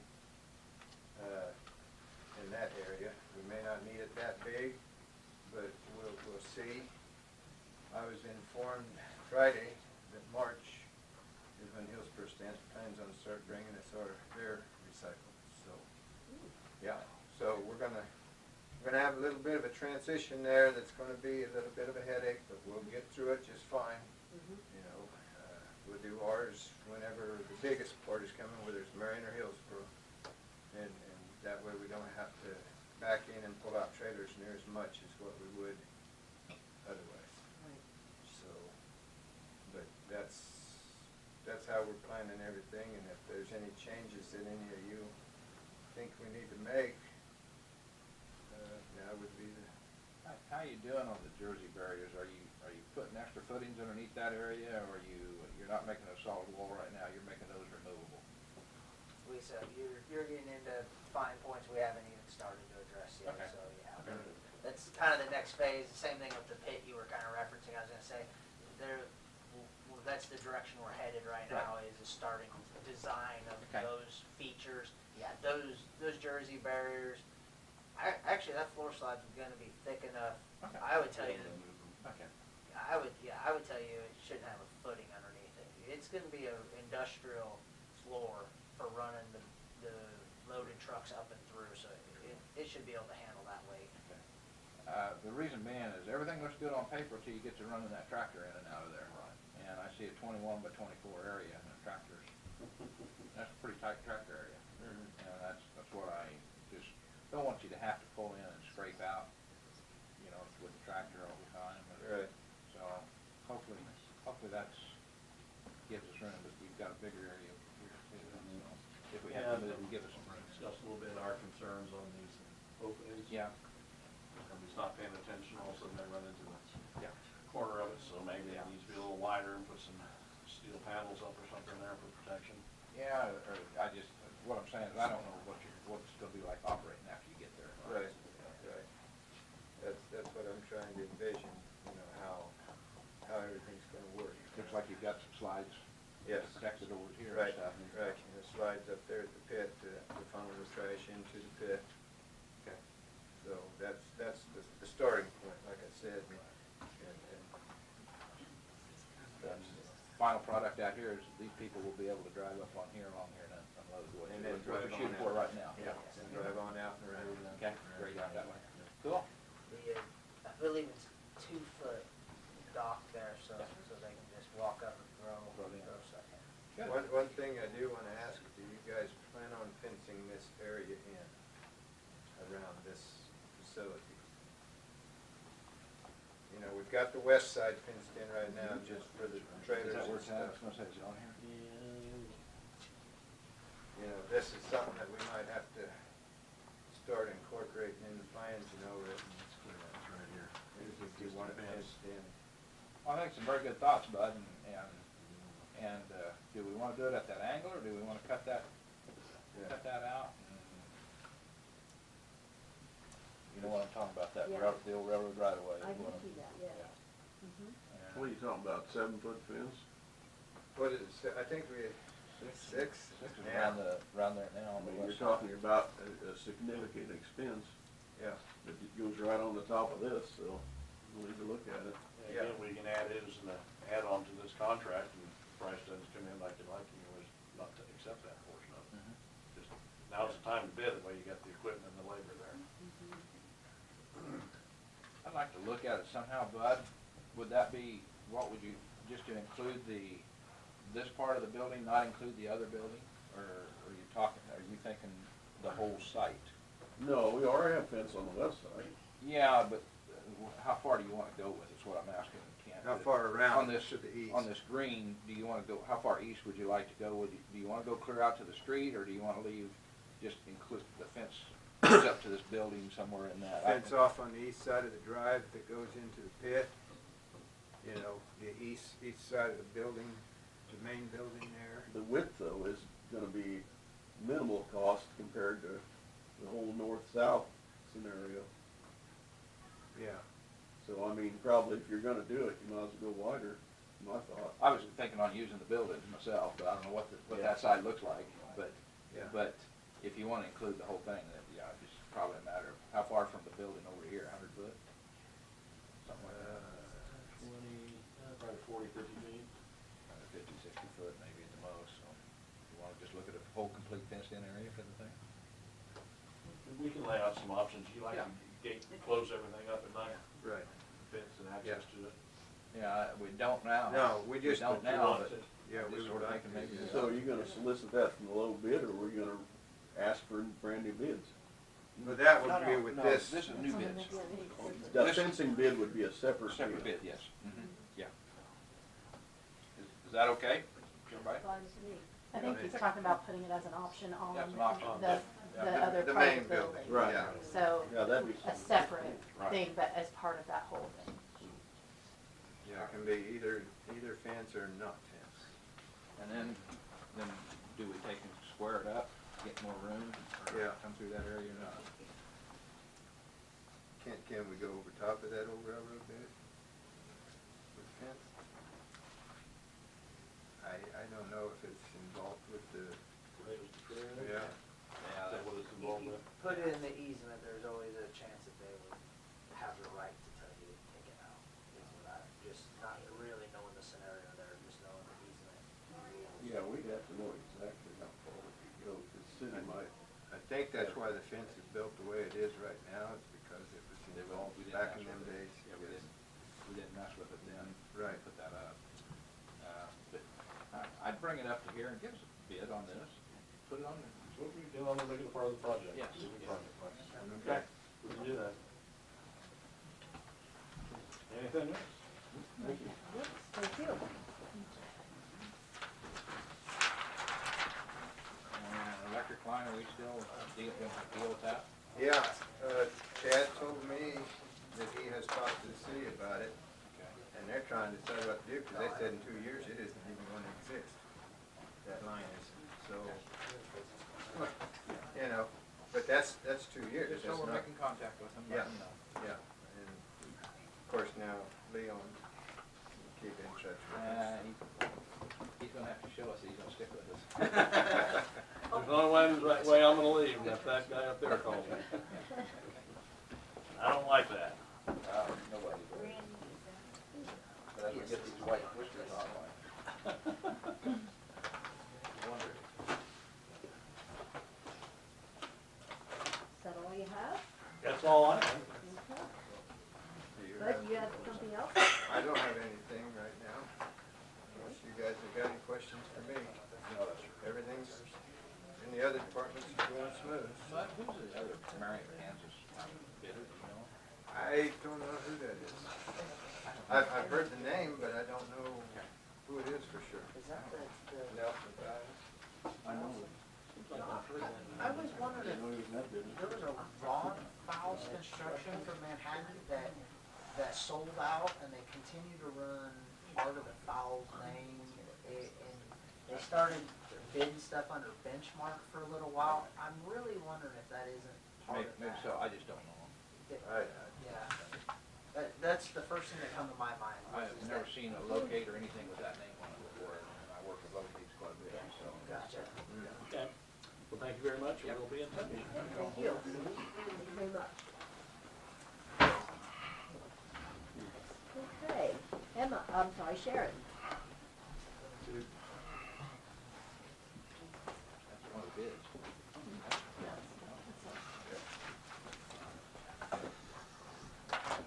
Good morning.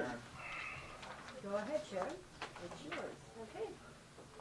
So in preparation for the beginning of 2019, we have some planning commission, board of zoning appeals members that are due for reappointment, or we're needing a couple of new people as well.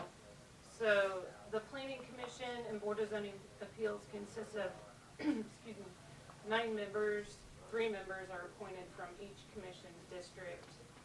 The terms are 3 years in length, and the bylaws state that they're renewable upon reappointment by the governing body. Each member may serve 3 consecutive terms, so 9 years, and that would be their term limit. The board is structured so that each district will have 1 planning commissioner whose term expires each year from each of the districts.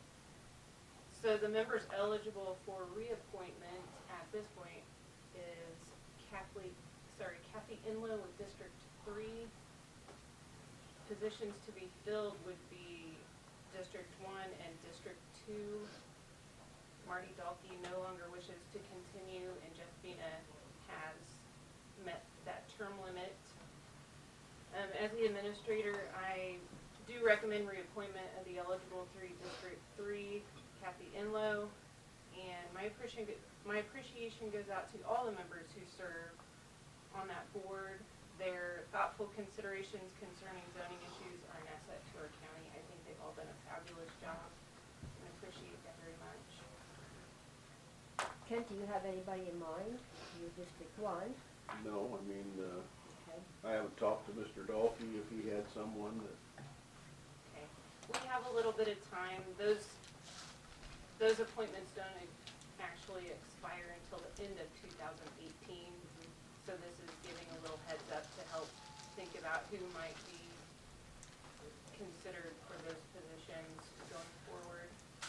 I do have somebody in mind that has accepted, but I haven't talked to him now in a while. Okay, So I'll just go ahead and table mine for a week or so. I am too. So Until I change talk to the- Kathy, okay. I'm more than willing to So- take Kathy back in. She has quite a bit of experience in real estate and stuff like that, sees what's going on, and, Kathy has stated that she's willing she has, to continue for another term. I'll still go If- talk to her. Yeah, Sure. yeah, that'd be a good idea. Anything else? I think that's all I have at this point. That's all you have at this point. Okay, we had a situation with the Board of Zoning Appeals, Okay. and it's the same board? Yeah, the planning commission serves as the board of zoning appeals. When we have a public hearing, we open the hearing to the board of zoning appeals and conduct that meeting within the planning commission meeting. I've always found that Odd. different, that Yeah. I always thought it was outside people, another board, but not all the time. I'm just saying that it's the way it's been set up, but it's, I think one of the very first ones we just had here, not been on their own property and things, and so, I'm just throwing it out there. It's different. so would that have to be a non-member? Well, committee no, too? it wouldn't have to be, no, but it would be some new bylaws or something to that effect, and,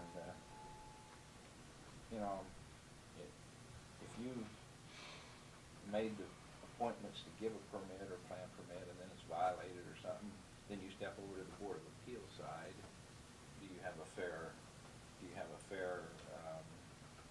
and I think our board do, but You have a fair appeal is what you're saying. fair appeal to the Right. public, or to the person that's appealing, so. And I agree with what you're saying there. It would probably be better to have a separate board, I in just, all fairness. yeah, just throwing it out there, that that's how things are, and so. But I don't think it has to be a 9-member board. I think you could probably go down to 3 to 5, some odd number, and. Yeah. One for each district. Okay. To to do that, the bylaws would have to be rewritten. I would think so. Yeah, the membership would have to be rewritten to include that.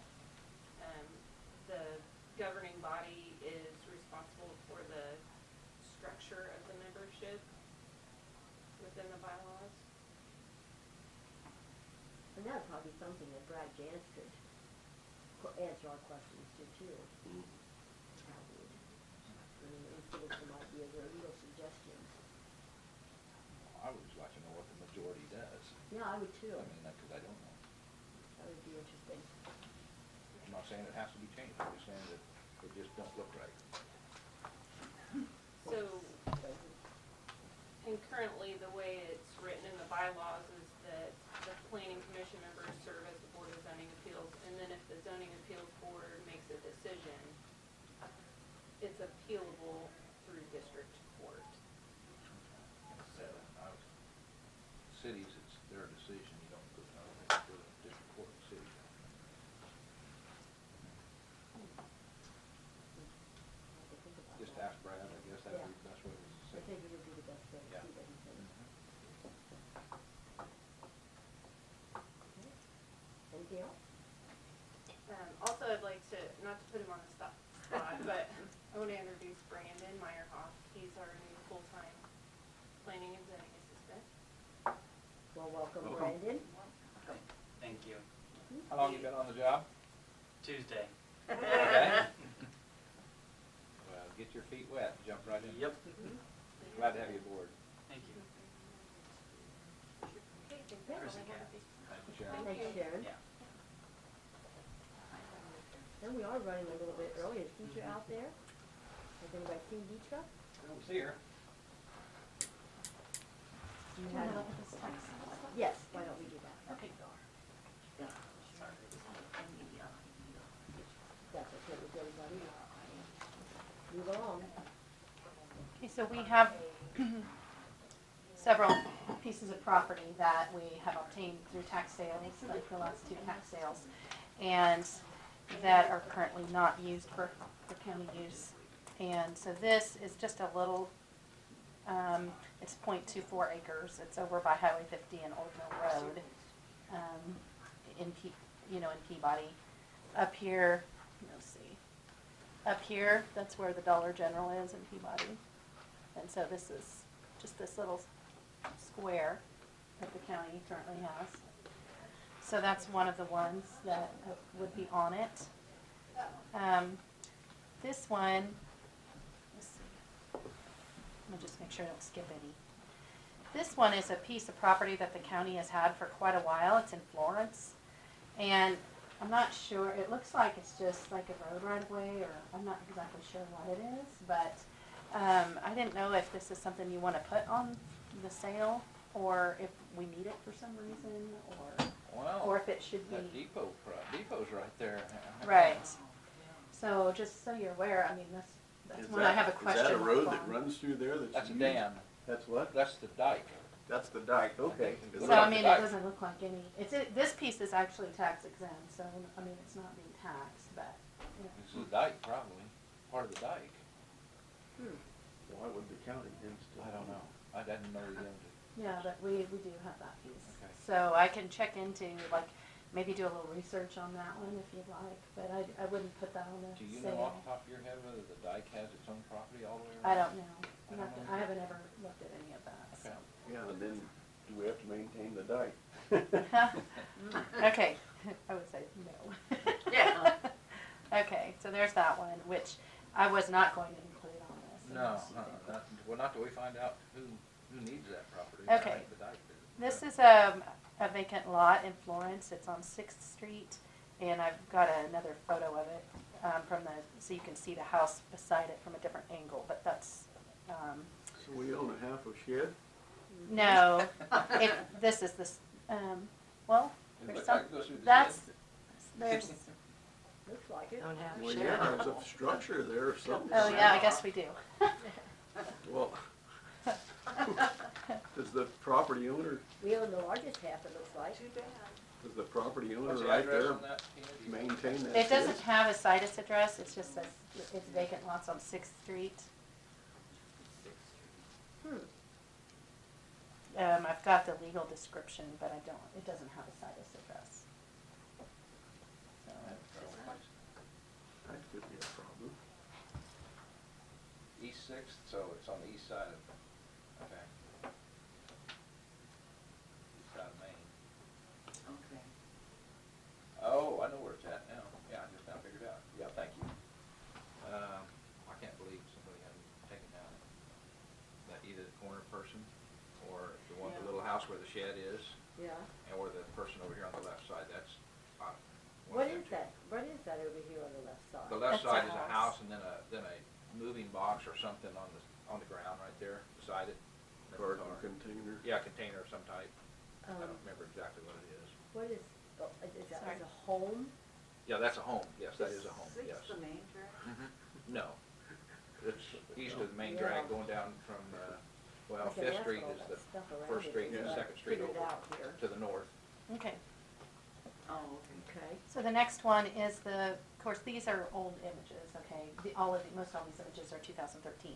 This is, of course, the Florence School that we tore down. So this building is gone. We do still have this bus barn there. You had talked at one point, the Legion was interested in it, and you were talking about splitting this off. Susan is saying, just put the whole thing on the sale. If somebody wants to bid, they can. That we don't really have the authority to gift the property. That's probably best. So then we don't have to worry about splitting it off, and whoever buys it can do that if they want to. So, so that one's on. And this one is in Lehigh. There's a vacant lot on Main Street near a commercial building. What is that, a 25-foot lot? Must I be. don't know. Offhand. Okay, so then we get to some more properties in Lehigh. This one is 309 West Main. This one is, I did have the people, I've been working with some city officials in Lehigh. Their maintenance person went and boarded this up and locked it up because when you walk in, there is no floor and it does have a basement. And so they were concerned that somebody would go in there at night and get hurt, or a kid would walk in there and get hurt. And so that has been secured. Here's another picture of it. And this, oops, What's the tank, sorry. a swimming pool? Yeah. Sorry. That ought to make it really Let me attractive. go back where I was. I got lost here. It doesn't look like it's usable. Okay, but yeah, it's a property that they're really wanting to clean up. The city is interested in it, and they are planning to be here and bid on some of these. Man, there's a lot of vehicles on that thing. Yeah, and this is a 2013 picture, but I don't think it's improved. Oh. So. Okay, and then there's some other lots in Lehigh. So, this area right here, we have this lot, and then you'll see we have this lot, and then one right across the street. So those are the next ones you're going to see. So there's that one, this piece right here, and then the third piece. Oops, that I was just showing you. Okay, so that whole area. That's a main and highway, whatever the highway is. And then this one is 208 East Case. It's a residence. This is one that actually there is still a resident living in it. And when we initially did the tax sale, Brad was going to initiate an eviction, and he has not done anything on that yet. And so I don't know if we can put it on this sale. But we do need to proceed with evicting. So there's that one. And then there's one lot in Lost Springs that's just south of I think it's to the, I don't remember which direction. I wrote it down, but of a house there. So we have that lot. There's a house on there? No, No, it's no. just beside that new house. Mhm. It's a fairly nice house there too. Yeah, and there's no road.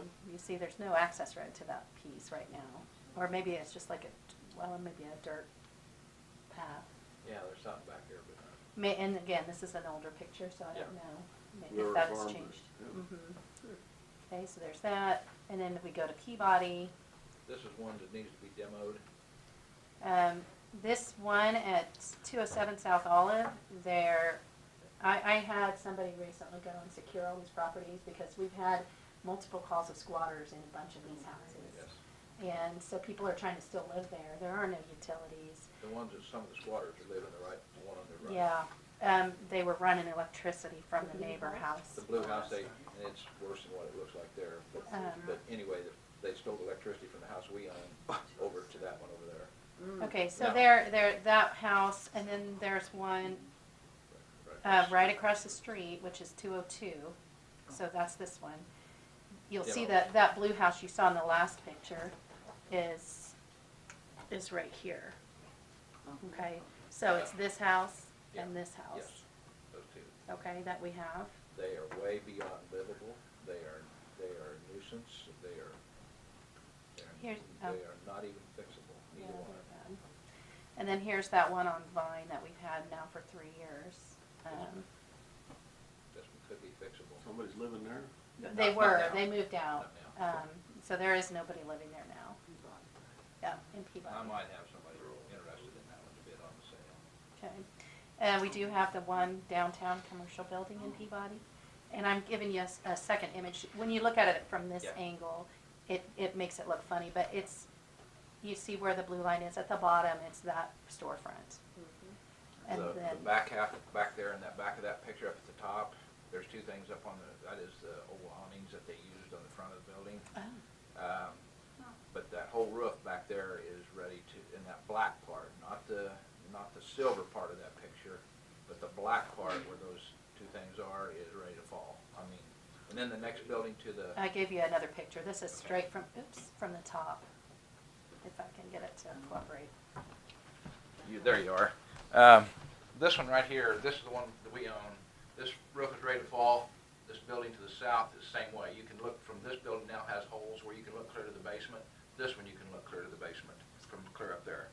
There is a rock retaining wall all the way, one of these little fire walls in between them. But both of these structures, this one and this one back here, I don't know about the front half of this one. This one's not too much better in the front half. The whole front end, when we saw the front of it's all completely termite eaten out and gone. But this whole thing right here is ready to fall. The floor is in 3 spots. They've had racks fall over and fall through and break the main sills and the floor. All you have is a center support wall down the center of this and the floor, the ground floor, that you can even try to walk on. And there's a lot of stuff in that building, junk. Well, I don't think there's I know they came and got a lot of the stuff out. Well, they got some up front, but they didn't get the. They probably got Back all here the where good all this stuff stuff is, there's still a lot of stuff back there. Okay. It's a mess. I'll just tell you it's a mess. What was the building for? It was Corey Lawson owned it, and he just had his storage. There's been a lot of different buildings in there and things in time, but the last guy to own it he used it for his storage equipment and stuff. Okay, this is here's a house in Peabody at, 402 Olive. Another one is that whole, I own the property on the left side there, but the house on this one is ready to. Yes, yeah, you just need to, you see no windows in it, there is no windows, they've boarded the bottom up. This roof over here on this north side is ready to collapse on it too, and. Okay, and then here's 203 Elm.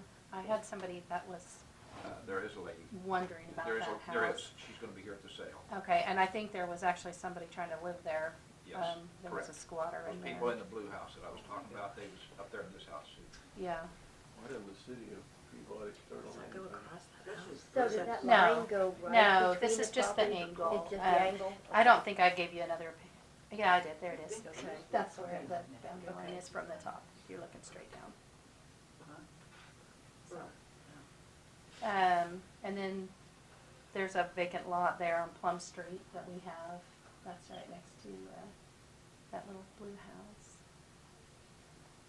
The owner's still paying that square there that you see, the lot to the south, that was bought by somebody out of town. I don't know who owns it. They've been mowing it. And this was bought at a tax sale over here, and it was, the minute they bought it, they put a for sale sign up, so I suppose they was trying to turn it. And then now we own this one, because at that tax sale that one sold at, this one wasn't available, but now this one's been taken over by us. So, Yeah, there's 2 lots here, so there's 4 lots, 2 here and 2 there. It's just bare along the railroad tracks there, right in front of it. Okay, so anyway, those are the properties right now that we're looking at auctioning. So I just thought you might like to see them and have a Thank you, better Tim. idea. Yeah. So, okay. Personally, there's 3 there, that 402, the 207, and 202. I tell you, if you wanna take a look at ugly places, just go down and drive by and look at them. That was the ones that I was talking about. When's the auction gonna be? Well, we were going to do December 13th, but we have to publish for 3 weeks. I'm not sure if we'll be ready, so we may be pushing it back up slightly. But it'll be December or January, so. Anyway, that's what. Nobody takes old houses for material anymore. No, there's nothing in these. There's no material in them. There's no material in there. Not even good fire material, hardly. Oops, that's not what I wanted. Well, there may be some doorknobs, yeah, yeah, No doors. yeah. Welcome to go get them. Hey, is that all you have for Yep, that, Tina? that was it. Okay. Deetra? Okay, first of all, I read in the paper that our building that we used to own has been gifted to someone. I just wanna make sure you understand, we do have records up there and they are, client records. So before anybody takes ownership of that or moves in or is in that building, we need to get those records out. And this probably isn't a 2-hour thing. It's gonna take some time because we have we'll have to go through those records because some records we keep for 3 years, some records are 21 years. You know, it depends. So some we have to keep until someone's 21 years old. What kind of mass do we have? I mean, area mass do you need to store your records? I'm not talking about the old, there's also There's a lot of other things up there too, varieties. but just your area. We would probably need close to, because we're having some where we're currently located that need to be out of there. It would be nice, honestly, to have like a storage pod, like what we have for our car seats, probably about that size. What size is that? It's like a shipping container. 9 by 24 or 20, is it 2030? It might be 2030, Might be 30 feet. because it's got 2 big open. Width of the semi is on it, Mhm. but it's either 24 or 30 long. But they don't be too much. You know, sometimes you can buy those pretty cheap. I think this was about 2,000, 2 or 3,000, Yeah. somewhere in that Yeah. range is what that one when we purchased hers, we looked back and see. Yeah. I think it was like between 2 and 3,000, because I remember we purchased that. And so, I don't know. That could be set somewhere else, it wouldn't have to go by you, it could be set somewhere else. Right. Here. I was gonna say, Yeah, is there room because- over there for a couple Yeah. shipping containers? Yes, yes. Because we're gonna have more space than that, Yeah. because there's other stuff in there Yeah. too. That might be a thought to think about, Yes. getting some of those or something, or setting them up I temporarily. mean, how big was that pad, do you remember, Oh, well, over here? over here, we got room for 80, but more than 90. So, I The mean, building you was could- gonna be 90 You plus could 50. do 3 or 4 shipping containers. Oh, there's plenty of room over there, yes. So we might need to think about, I mean, that'd be a pretty good option. If you qualify under zoning. Real true. I mean, Whether or not the most beautiful thing to look at. well, I'm just giving you Well, the options I here. mean, they're good, Yeah. they're sturdy, and they're protective. Yeah. Right. They would definitely be secure, could Yeah. be, but, Maybe that's something we need to check on Mhm. with Sharon. Or Yeah, no, I think the because city. with the City have, yeah, With the with the city. city zoning, yeah. Make sure we can do that. Because we don't have any space by us. No, that's what I'm saying. obviously. We don't You have know. very many other options So, to, put something without building something. Is there like a timeline, or will you let us know a couple weeks in advance so that we can schedule some time to go through this? You know, a large container, whether you have one side and these other records has another side, and then probably you need something up high to, waist high at least, for another rack or something to put some on, to go, use the size, the height of it. Right, cause like the pod we currently have, we had shelves Did you? built in it so that we can stack our bike helmets in the car seats. And part of it. Yes. We're not worried too much about climate control, just moisture, right?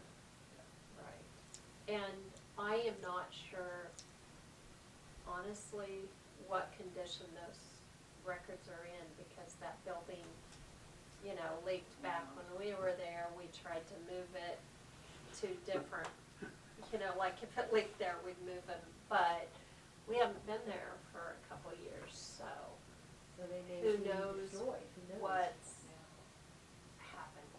Climate control is an issue with the courthouse records, though, and the other records up there, correct? Some of them. Some of them. Yeah, but they're upstairs, and Yeah, they're not Yeah. having if there's any deterioration of records, it's gonna be up there. Yeah. Well, I think we probably need to do something. And we haven't had too much, like, the stuff we store in our storage container, if it's like that, there hasn't been, you know, things have survived. Good. Well, so, the other thing is, we have a freezer. I sent Tina, I emailed you a couple pictures of it. I don't know what you want us to do with it. We bought a freezer, it's probably maybe 2 years old now. For $1,095, it's a countertop vaccine freezer. When we got it, we unpacked it, we set it up, it had a dent in it. So, and after about a week, it started squealing. So the company actually replaced it. So we have a replacement at no cost. But we have this freezer sitting around. Do you want me to just throw it away, or do we want to put it for bids? It might work, but I don't know how long. We just can't take the chance we couldn't of using it, because there might be a little leak in that. How big of a freezer is it? It is 24 inches wide by 23 3/4 inches deep, and it's 20 high, 20 3/8 high. So Huge. it's Pretty small. yeah. We just keep, you know, one vaccine in it, so How about advertising it's, for about $20? it has two Just do shelves. just do a sealed bid, just put it out for a sealed bid and see if you get Here, anything. I'll give you these, and then you have the pictures. I don't know Did you if just send them need- today, or? Yeah, Oh, okay. yeah, they should be there. Okay. And then I just would like to remind you, because I think you guys are starting to review employee applications, that I would like to maybe in a week or two go over. I had brought up a pay increase for some employees, and so I would like for you to, when you go over the evaluations, think about that. I have figures in the budget that it is doable, and so I just want you to think about that sooner than later.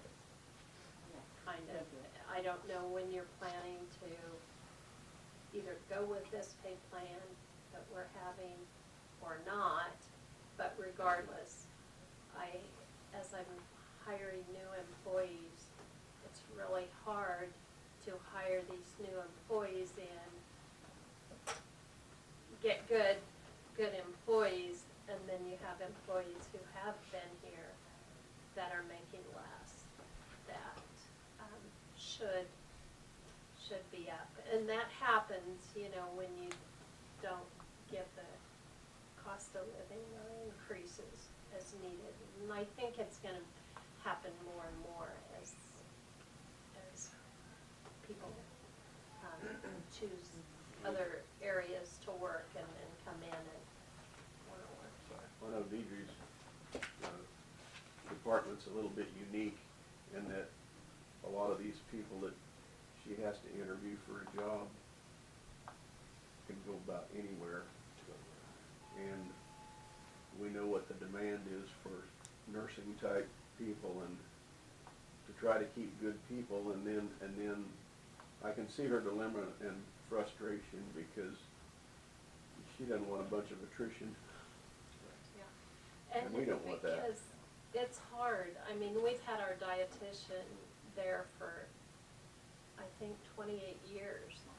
And when she goes to retire, which I hope is not in the near future, we'll be looking at probably paying someone about $10 to $14 an hour more.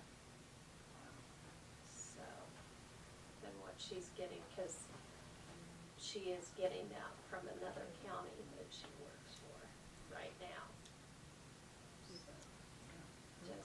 So I'm just kind of encouraging you to do something sooner than later. We'll keep that in mind. Thank you. Sherry, maybe. Okay. Well, did you have anything else, Tina? The only other thing I had is I didn't know if you wanted to take some time in executive session to work on any more of the department head evaluations I today. thought we had planned on doing that today. Yeah. Okay. That was my thought, that we had planned on doing that, yes. Okay. Okay, that's it? Okay. Anybody from the public have anything they want to say? Hearing none? Okay, so we're just going to recess into executive session and to do employee evaluations. Mm-hmm. Yeah, it just depends on how long you want to go for, and then I'll bring you out. You want to go, how long do you want to go till? 12. What? What, 30, 40 minutes? How about the 40-ish? How long? 40 minutes. 40 minutes. I'm just throwing it out. Sorry, I won't be Okay, how about 45, go to 12? Okay. Make it easy. Okay, so about 12. We can do one or two then. Okay? You need to take action to go into executive session then. Okay.